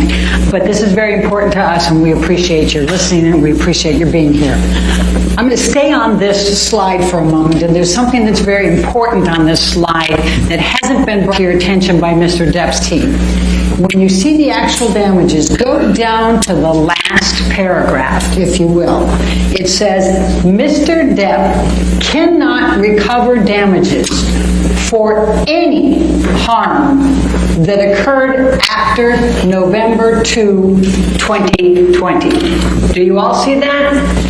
So what Mr. Depp's team got up here and told you through Mr. Chu this morning has nothing to do with this case. He had his chance in the UK. The lawsuit was filed June 2018, 6 months before the op-ed. The trial was July 2020. The process ended, according to Mr. Marks, their expert, on November 2, 2020. And his damages stop then. He can't get reputational damages. He can't get his legacy back for his children. He can't get anything after that day from you. You can't restore his reputation. You can't give him anything.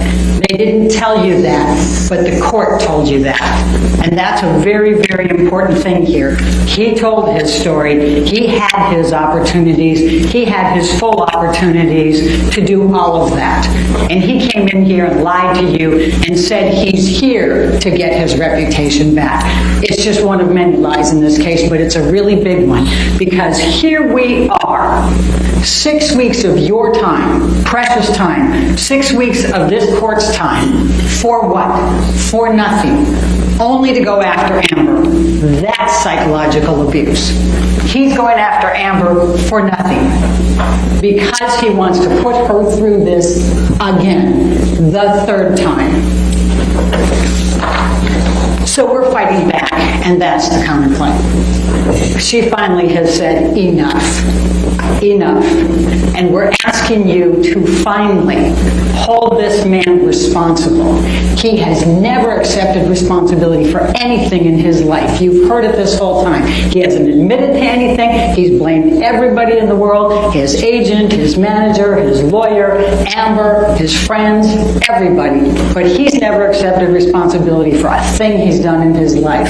But we're asking you to accept, to make him accept responsibility, to hold him legally responsible for his actions, and to fully and fairly compensate Amber for what he has done by creating this concept of a hoax for the defamation that he has committed, that you have heard so much about, that just took wildfire and went off into negative media and has made Amber's life pure hell up to this day. We're asking you to do that, to compensate her, to be fair and hold him responsible so he stops. We don't want another lawsuit. We don't want anything else. We want to leave Amber alone and let her get on with her life and raise her child. So let's talk about the counterclaim for a moment.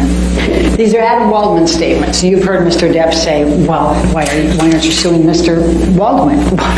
Isn't that typical of Mr. Depp? He doesn't take responsibility for anything, so now he's going to blame his lawyer. But the evidence is very clear on all three statements, and we'll show them to you in a minute, that he says Adam Waldman, Mr. Depp's attorney, says these things. Now, Mr. Depp says, oh, I didn't even know about those until the counterclaim. Well, we know that's not true, because Mr. Waldman's testimony was 2 months before those statements were made. In February of 2020, Mr. Depp accompanied Mr. Waldman to the Daily Mail, the same place that all three of these statements were published, and he gave him 2 spliced audio tapes to try to make it look like Amber was the person who was committing the abuse. He went with him. He knew that Mr. Waldman was doing this. He knew that Mr. Waldman was launching a campaign against Amber to try to discredit her. And the timing of this, we're talking, the statements now are April and June of 2020. The trial is July of 2020. So they're launching an attack to try to discredit Amber before the trial in the UK. That's what happened here. And that is Mr. Waldman, but it's Mr. Depp. The judge gave you 3 different instructions, and you'll all have them. He's acting as his attorney. He has the authority. So Mr. Depp is standing in the shoes of Mr. Waldman. Mr. Waldman is standing in the shoes of Mr. Depp. Michelle, can you please bring up the first statement?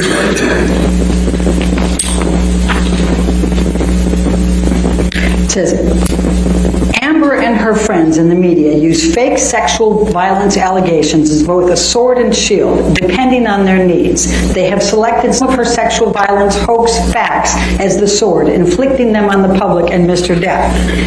Now, what this statement is meant to imply is that Amber is lying about the sexual assaults and using them with the media to try to discredit Mr. Depp. That's the clear implications of this. Now, the first part of this this is this contradicts Mr. Depp's claims today that the first time you ever heard about the sexual assaults that happened was in this case. It was in the UK case. This is the case that Mr. Depp brought in the UK. And instead of Amber Heard trying to put this out in the media, she did exactly the opposite. Now, this article's not in your evidence book. At least some of you will remember it being shown at one point with the title that said that Amber was successful in being able to treat her allegations of the sexual violence confidential in that proceeding. And it was treated confidential. She did exactly the opposite. She didn't want to tell people this. And you know that. You watched her on the stand. It was heart-rending for her to have to do this with the cameras, no less. But what else is false about this statement? It's that there was no false statements of sexual violence. Ben went through all four of them, and I will not repeat them all. You heard the testimony. And interestingly enough, you didn't hear any stories that differed from that with Mr. Depp. He didn't get on the stand and say, no, this didn't happen, to at least a couple of them. And he can't in Australia. He can't remember anything, likely. But if you just look at the picture destruction in that house, I mean, imagine painting those canvases and how long that took and how much hatred and rage you have to have for somebody to do something like that. Writing on the walls, tearing up her nightgown and wrapping pieces of raw steak and putting it all over the house. Remember that she also testified that he took her clothes and swiped them through all the paint before she left. These things happened. With respect to the malice on this one, he knows that he did these things. You know that he knows he was out of it for 3 days. And that's all that we need to prove for malice. But there's a couple of more facts here. But you can find whatever Mr. Waldman's done, and you can find whatever Mr. Depp has done. And both of those are the same for purposes of evaluating the verdict form. They stand in each other's shoes. When you have an agent, and that's what the jury instructions say, you can go with both. What did Mr. Waldman do? There was an article about the sexual violence that he had put from the April one that went into the trial. Amber's testimony, she was sitting near him in the trial. Adam Waldman threw that newspaper down in front of her defiantly. That's actual malice. And she was quite upset, and you heard her testimony on the stand about that. He was just inflicting it on her. Remember Bruce Whitkin's testimony. This was Johnny Depp's best friend for 40 years until he testified truthfully 4 years ago about the drugs and alcohol, and he stopped talking to him. There was a couple of really important things that Bruce Whitkin said. One of the things he said, he met Adam Waldman once. Adam Waldman said, "Do you have any dirt on the Mandels?" And he said no, and that was it. Then he didn't care. He is an attack dog. All he wants to do is attack and put dirt on people. The second thing that Whitkin said that I think was pretty instructive was that Johnny Depp has deep-seated anger issues that have nothing to do with Amber. He remembered even back when Johnny was married to his sister-in-law, he had extreme jealousy even back then. And I think that's pretty significant. Remember, Mr. Whitkin also was called in a few times to intercede in some of these fights between Johnny and Amber when he would become so angry. The last thing I thought he said that was actually pretty important was that Kipper and his whole group are a scam. He said, how is it that they can be sober doctors, for these years, and he's never sober. He's even taking pot all the time. How can you be sober? I thought that was quite instructive. But in any event, going back to, that's the first statement. The second statement, Michelle, if you can bring that one up. Oh, before I go there, I want to talk about a few more things for Mr. Waldman that you have in your pocket to be able to find additional malice with him. Remember, he's the one that after the UK trial went to the LAPD with a notebook full of things and tried to get perjury charges against Amber. The LAPD said, we don't investigate those things. But he then went to a German newspaper and said, Amber is being investigated by the NYPD. NYPD or the LAPD for perjury. Do you remember that? That's malice. That's showing his intent to do harm to Amber. He also admitted that he speaks to that umbrella guy, and you'll see that one text in there from the person from TMZ. That umbrella guy is the big lead of Johnny Depp's, positive social media that is putting all the negative out on Amber Heard. And he also ended up getting knocked out of Twitter because he was abusing Amber. So now we'll go to the second counterclaim statement. And that is quite simply, this was an ambush, a hoax. They set Mr. Depp up by calling the cops, but the first attempts didn't do the trick. The officers came to the penthouses, thoroughly searched and interviewed, and left after seeing no damage to face or property. So Amber and her friends spilled a little wine, roughed the place up, got their story straight under the direction of a lawyer and publicist, then placed a second call to 911. Now this is May 21. Now, the clear implication here is that they're saying that Amber got together with her friends. They decided they were going to set Johnny up to be charged for domestic violence. And so they called the police and they tried to make up this whole story, get him arrested, but the police said there's no evidence here, and went away, and they said, darn. And so they spilled wine and they, busted up the place, and they called 911. They got advice from a lawyer and a publicist, called 911, and tried again to get Johnny charged. That's what this says. Now, we all know that's false, and it's heinously false, because, after these events happened, and Ben talked about a little bit of it, but I'll talk about the rest of it, and I'm going to try to do it really quickly. But we all know Amber did everything in her power not to tell them who Johnny was, not to press charges, not to have him arrested. The exact opposite of this. But what were the facts of May 21st? He comes over. He's already been drinking. He's already high.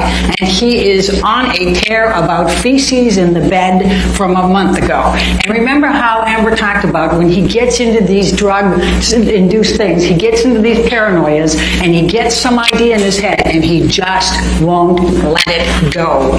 And that was his this time. There's somebody put that feces in the bed a month ago.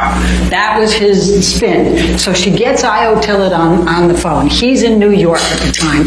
He's going, they thought, this is ridiculous. Of course nobody did. And by the way, Boo has this huge problem. Of course it was Boo. He's always doing this. But Johnny just won't get there. So then they laugh. That makes him mad. Then he throws the phone at Amber. Amber screams out and says, ow, you just threw the cell phone at me. It hurts. Io says, Amber, get out of there. Johnny gets madder, pulls her hair, grabs her and starts hitting her. So Io gets hold of Rocky Pennington. She comes over as quickly as she can. She goes and gets in between the two of them. She puts her hands up on his chest. He pushes them down. And then she continues to stand in between them. And he's screaming loudly 10 times, Amber, get the fuck up. Amber, get the fuck up. Amber, get the fuck up. Get the fuck up. Amber, get the fuck up. Amber, get the fuck up. Get the fuck up. Amber, get the fuck up. Amber, get the fuck up. Get the fuck up. Amber, get the fuck up. Amber, get the fuck up. Loudly. Then his bodyguards hear this. They come in. They break it up. That's how that happens. But the next part of this, remember Josh Drew, and I think Elizabeth Mars was amazing in this one. Remember their testimony. After that, he goes and he has to, he always leaves a path of destruction as he's leaving. So he, bashes up things, and you saw Ben's pictures here on the picture frames, knocks things over as he's going, goes down the hallway, he's splashing the wine, he gets his bodyguards to let him into penthouse 5. That's where Josh and Elizabeth are trying to help with Rocky's bead thing for the next day, and he comes in storming in, and he says, get your bitch out of here, and he's got the big magnum, and he's mad, and Elizabeth is just terrified. She barely knows.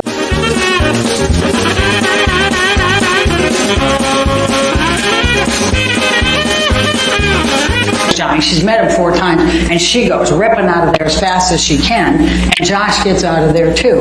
Then what does he do? He rearranges the furniture, or he might have knocked something off, one of the countertops or something, I think, is the testimony of his bodyguards. But you saw the pictures. He went through and trashed that place again as he left. Now, the next part of this is the police coming. IO calls the police. He's in New York. He calls the New York Police 911. He's afraid they're not going to get there fast enough. He still remembers December 15 because he came in afterwards and saw all of the injuries on Amber and all the evidence. And he's terrified that Amber's still in there, the police haven't come, and that Johnny's going to kill her. So he calls a friend in LA and says, please call 911. We got to get somebody there fast.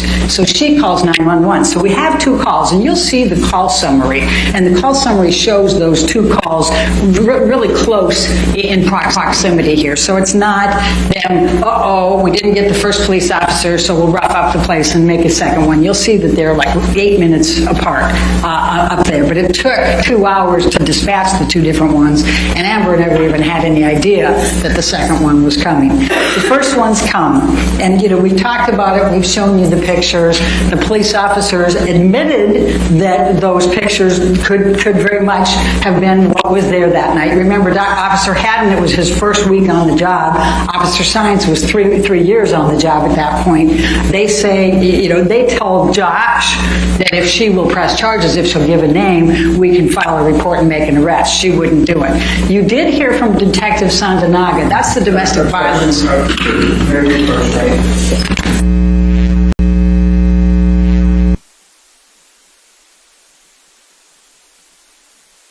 Saying that the police officer told him, she'll give a name, we'll make an arrest. He definitely said that. But in any event, she would not cooperate. She didn't want to. But Detective Sandanaga, their domestic relations or domestic violence person, said they should have done an incident report no matter what, even if they decided there wasn't a crime. Because domestic violence has the cycles, they come back, and it's good to have the record for the next time that it might happen. So she said they should have under the circumstances, even if they didn't. And she also said that when they put verbal dispute only in those calls, it is a code that they use, and you'll see that it's twice on that call report. So they to say that's why we didn't write a report. But in any event, whether the police officers forgot about it 2 months later when they were first asked about it, whether they just decided she's never going to press charges, and you'll see on the call report they're insisting that to the second set, it doesn't make any difference. The point is, this is still false. This statement is still false because Amber did everything but try to press charges against Johnny Depp. So they go away. And the testimony is that Josh and Amber and Rocky cleaned up because they have dogs, so they cleaned up a lot of the glass and the wine and those types.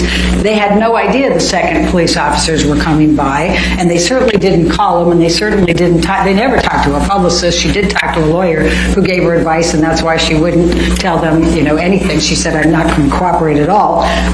So the second one's coming. You saw that. You've got the video cameras in there, and you see there's no effort by them to try to get now these officers to press charges against Johnny Depp. Just the opposite. Josh Drew doesn't want to even let him in the place.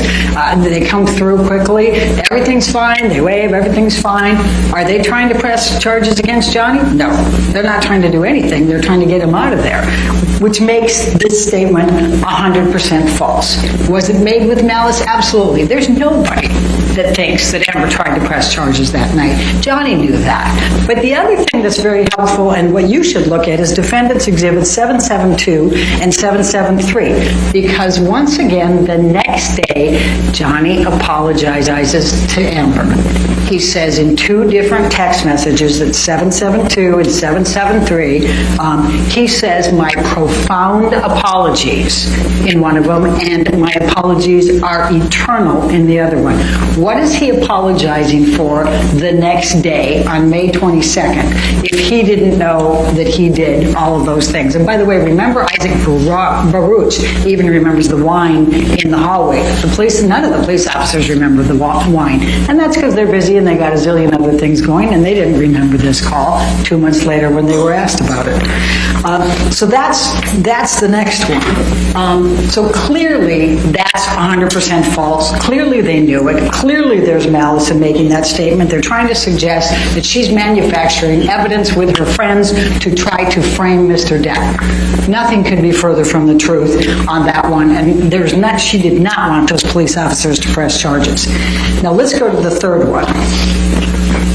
Oh, and let's talk about the makeup just for a moment while we're going to the third one. This makeup thing, fresh-faced, natural. These were Adam Waldman planting these when he talked to the ECB people. You know, remember the testimony here. We kept asking, so did you talk to Mr. Waldman? Did you talk to Mr. Waldman? Talk to Mr. Waldman? Did you talk to Mr. Waldman? Talk to Mr. Waldman? Did you talk to Mr. Waldman? Mr. Waldman was trying to plant in all of these people's minds. Objection, Your Honor. Somehow, she wasn't being approached. That any of the witnesses admitted that Adam Waldman planted that. I'm saying he planted it. That's me arguing the planting. And that's because it's all the same thing. She wasn't wearing any makeup. She was natural. She wasn't wearing a stitch of makeup. Every one of them says it. It's the exact same thing. Well, why would you say that? She's an actor. She's not going to go outside her house, without putting makeup on. And if she has bruises, why on earth, when she's been covering them up for 4 years, why on earth would she not put makeup on so that she would cover those up? Why on earth would she not want to cover up those bruises? It makes no sense. But you know what? You guys saw her here. You saw Amber on the stand. There were days where she didn't wear eye makeup. A lot of people think that she's not wearing makeup when she doesn't have mascara and eyeliner on. She has different looks, and some of them are with eye makeup and some of them are without. And people misunderstand, especially people that aren't that good at makeup, and a lot of men, frankly, go, oh, then she probably doesn't have makeup. And that's where that mistake happens. But you heard her testimony, and you heard her makeup artist testimony saying she doesn't go out of her room without concealer and foundation. She knows how to put these things in. And you saw Defendant's Exhibit 155, and you'll have the actual thing in there. That's the type of palette she used, and she was very adept at telling you what colors she puts on for the different days of bruises. This is a woman who for 4 years did everything she could to cover up anybody knowing anything about this abuse. Do you honestly think she's just going to walk around for the week with her bruises exposed? Of course she's not. Now, let's go to the third one. And this is the abuse hoax. He says, we've reached the beginning of the end of Ms. Heard's abuse hoax against Johnny Depp. Now, obviously the defamatory meaning of that is that Amber's creating an abuse hoax. But there is no abuse hoax. I don't need to tell you all of the evidence because Ben did a beautiful job of just taking you through all of those different things, but I will point out a couple things for you. And that is, remember Bonnie Jacobs, the therapist. Dr. Hughes and Dr. Spiegel testified about Bonnie Jacobs' notes. And remember that I was holding that you don't get to see them, but they testified that they went through them. Dr. Hughes testified that she also spoke with Bonnie Jacobs. She kept contemporaneous notes from 2011 when she first started seeing Amber. And the abuse is documented in those notes, is what Dr. Hughes testified to. They started in 2012, both physical and Objection, Your Honor. that Dr. Hughes Hughes specifically characterized Dr. Bonnie Jacobs' notes as reflecting both contemporaneous physical abuse and sexual abuse throughout that time period. Dr. Spiegel confirmed that later and said the same. When I asked Dr. Curry if she had reviewed those notes, she said yes, but she had no comment. And Your Honor, objection. That was in there. Confirmed that he had reviewed Bonnie Jacobs' notes as well. And when I asked Dr. Curry, she said she had reviewed them, but she had no comment, but she also didn't deny that those were in there. Amber Heard testified that she went back, and because of Bonnie Jacobs' notes, she realized for the first time that the abuse started much earlier than she even realized before. She always had thought that it had started in 2013. When she went back and saw Bonnie Jacobs' those notes, she realized that it had started much earlier, and she was very embarrassed by that. Now, significantly, you remember that she testified about how she was first called upon to actually detail all of her events of abuse in February of this year. And she went through and took the notes, took photos, she took everything she had, calendars, everything, put it all together, and you heard about at least 64 pages of detailed accountability of that. And Mr. Depp's team has been able to not refute any of that. I remember they tried to impeach her and say, well, you didn't say that. She said, yes, I did, on page 64. Remember that? It was a very, very difficult process for her because there was an awful lot of it, and she put it in great detail. Now, let's talk for a moment about the motive. They have said that she has created this whole hoax, and I think Ben's done a nice job of showing how that can't possibly have been. But what would Amber Heard's motive be for creating a hoax or creating any of this or making any of this up? That's a big question here. They call her a gold digger, right? But she obviously couldn't have done it for the money because, first of all, remember the testimony of Laura Wasser, the divorce attorney. She said that California is a no-fault state and community property. So Amber doesn't have to have an abuse. She could have divorced him for irreconcilable differences, for abandonment, for adultery, for anything. She doesn't need an excuse, and she gets 50% of whatever he earns during the time of the marriage, unless they had a prenup or a postnup. The testimony from Michelle Mulrooney was that Amber completely cooperated with the prenup and the postnup, but it was Johnny Depp who, and you already heard from Ben, called her up and fired her. He didn't want a postnup or a prenup. So she's entitled to 50% of everything he earns during that time. Now, we have Plaintiff's Exhibit 936 in evidence, and look at page 69. It says how much he made in 2015. It was $43 million. Remember Mr. Spindler, Depp's expert, who said that he made $22 million in 2016. So you got $65 million. Amber was entitled to 31.5 at least. That doesn't include all the back ends from, for example, Pirates 5. She was entitled to that money. So she didn't need to say anything. She could have just said, I don't like you anymore. I don't like the color of your hair. I'm going to divorce you. Your Honor, we're going to object again. So if you do the math, Amber is entitled to at least 31.5. What does she take? $7 million. What does she do with the $7 million? She gives it to charity, or she intends to give it to charity. Now, they make much ado about the pledge versus donation, but both the corporate designees for ACLU and for Children's Hospital said donation and pledge are interchangeable. These are pledges. The ACLU corporate designee said you typically do pledges because of the tax benefits, and that's what she said. She pledged it over a period of time because of the tax implications to it and because she was getting paid over the time. Now, she started to make these donations, and you'll see that the first one was on behalf of Mr. Depp's business manager, Mr. White, actually sent the letters with the $100,000 for each of those. That was the initial ones. He was trying to take credit for those, and in fact, both the ACLU and Children's Hospital got confused and gave the credit to Mr. Depp, not to Amber, for those. Then she made payments to both, and Elon Musk also made payments to both for $500,000 each, which she didn't count to her pledge, but they helped those organizations. At the end of the day, she's made $1 million in payments to them, but then she got sued here and hasn't been able to because she spent $6 million in attorney's fees. That is unrefuted. She still intends to pay those pledges, honor those pledges, and she said that throughout, and I elicited from both the ACLU and from Children's Hospital, they haven't expired. She can pay them whenever she wants to, and she fully intends to, but she has to get out from under this first. Now, who would blame a woman for giving $1 million in charitable donations? Who would do that? That sounds like psychological abuse to me. Now, Mr. Mandel testified that Johnny Depp is not a charitable person, and he hasn't written any big checks for him. Mr. Depp got on the stand and says he does it anonymously, but Mr. Mandel would have been the one writing the checks, and he says that didn't happen. Now let's go to damages, because I promised you I was going to go pretty fast here.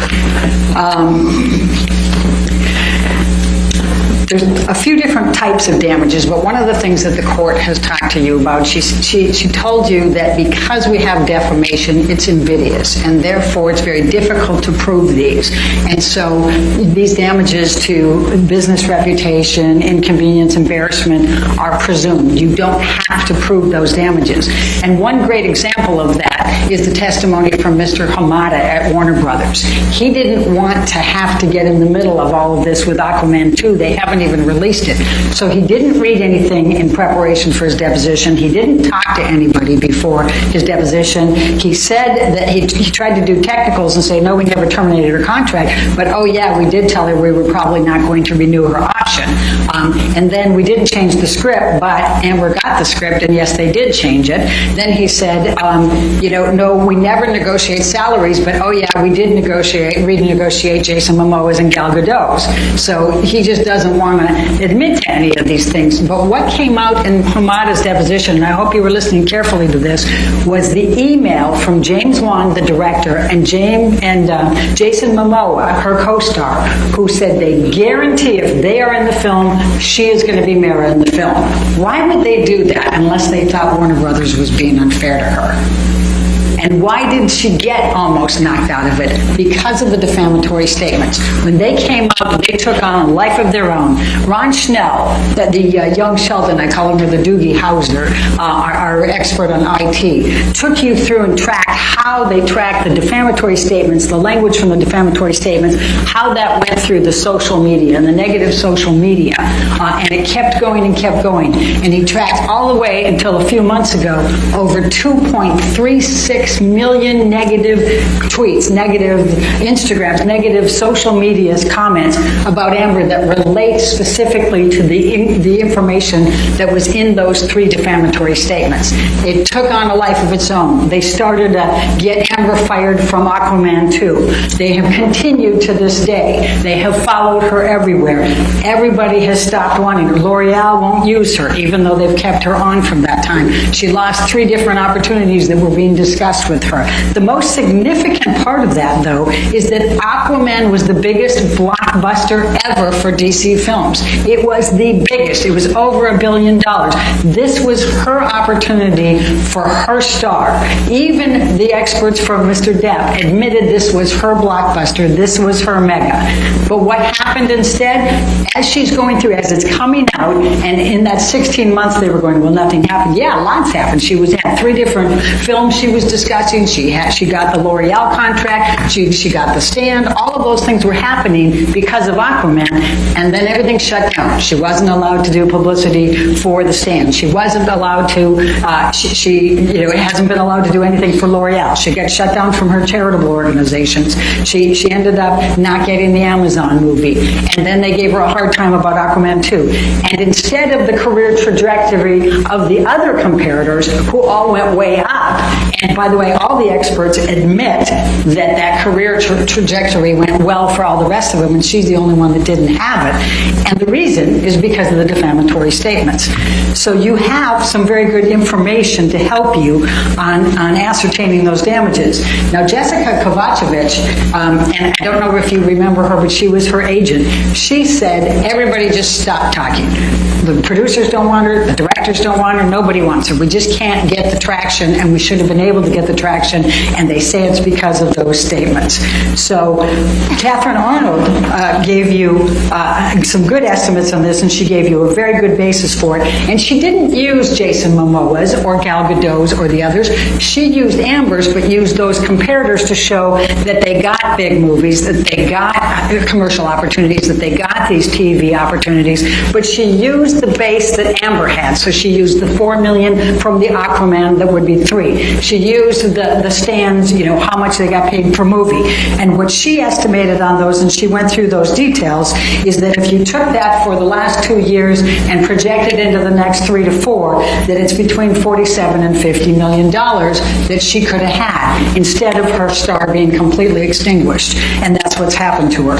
The emotional distress damages are even more extreme here. And that is, Don Hughes testified extensively about the PTSD and what she goes through. And every time she's called a liar, every time these hoax things come up, everything, it causes her to relive all of it. She talks about the panic attacks, the nervousness, the intrusive thoughts, the nightmares, all of the sweats, the anxiety that goes through all of this. It's significant, but probably the most compelling testimony that you could ever hear was from Amber yesterday and when she took the stand before. It has destroyed her life. This has consumed her. She's getting death threats. Her daughter, they're threatening to put her daughter in a microwave, for God's sakes. She can't get away from this. It's everywhere. This media, the social media that has just taken off, has just consumed her life. As she said, I'm a human being. No human being should be put through this. Now, Johnny Depp sued for $100 million or for $50 million, and we sent a message back saying, fine, and we're going to sue for $100 million because look at what you've done to her. We're not asking you to give $100 million. We're asking you to just look at the damages in this case and just be fair and reasonable in whatever you determine by following the evidence and the instructions. But we do ask that you fully and fairly compensate Amber for everything that she's been through, both in terms of reputation and emotional distress. The very last point is punitive damages, and you surely have those in this case. We've asked for $350,000 for the punitive damages, and we would ask that you award that. Thank you very much. Great, thank you.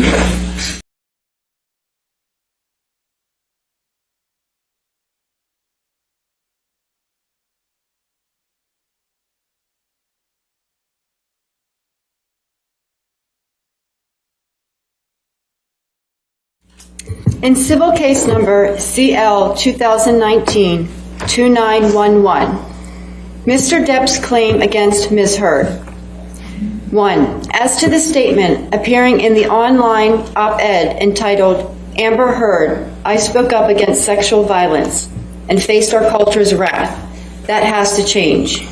In the Washington Post online edition, quote, I spoke up against sexual violence and faced our culture's wrath, that has to change, end quote. Do you find that Mr. Depp has proven all the elements of defamation? Answer, yes. Answer, yes. Answer, yes. Answer, yes.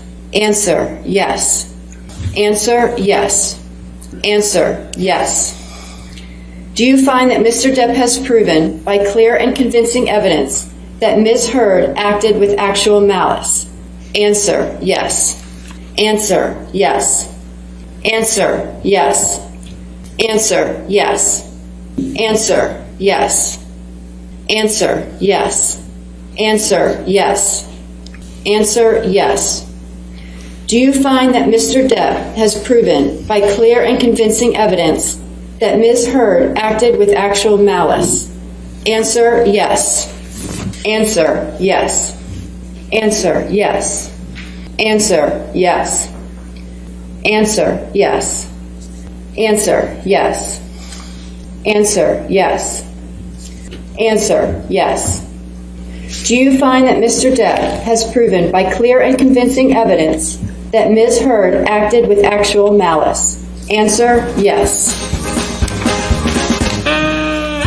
As against Amber Heard, we, the jury, award compensatory damages in the amount of $10 million. As against Amber Heard, we, the jury, award punitive damages in the amount of $5 million. So I am a former NFL player, and after a hard loss, it's easy to wake up and point to the other side. Oftentimes, I realized the better thing to do was to look in the mirror. What mistakes did I make as a player? What mistakes did our coaching staff make? And then how can we improve from there? Do you feel like you guys made any mistakes along the way? Do you feel like Amber made a mistake while she was on the stand? Because you're saying it's the celebrity, it's Johnny, it's the people who support him. But what about you and your team? Well, and that's an excellent question. And to say back. Amber Heard saying goodbye to her lead attorney as she prepares for appeal in the defamation case against Johnny Depp. Court TV has just learned that Elaine Bredehoft is stepping down. You'll remember that a jury, of course, sided with Depp in the blockbuster defamation case, and Heard is appealing that decision. In a statement, Elaine Bredehoft said, quote, "A different court warrants different representation, particularly as so much new evidence is now coming to light. This is the perfect time to pass the baton." Amber Heard will apparently still keep Ben Rottenborn on her legal team, but she's now hired Ballard Spahr as the law firm that's going to handle the appellate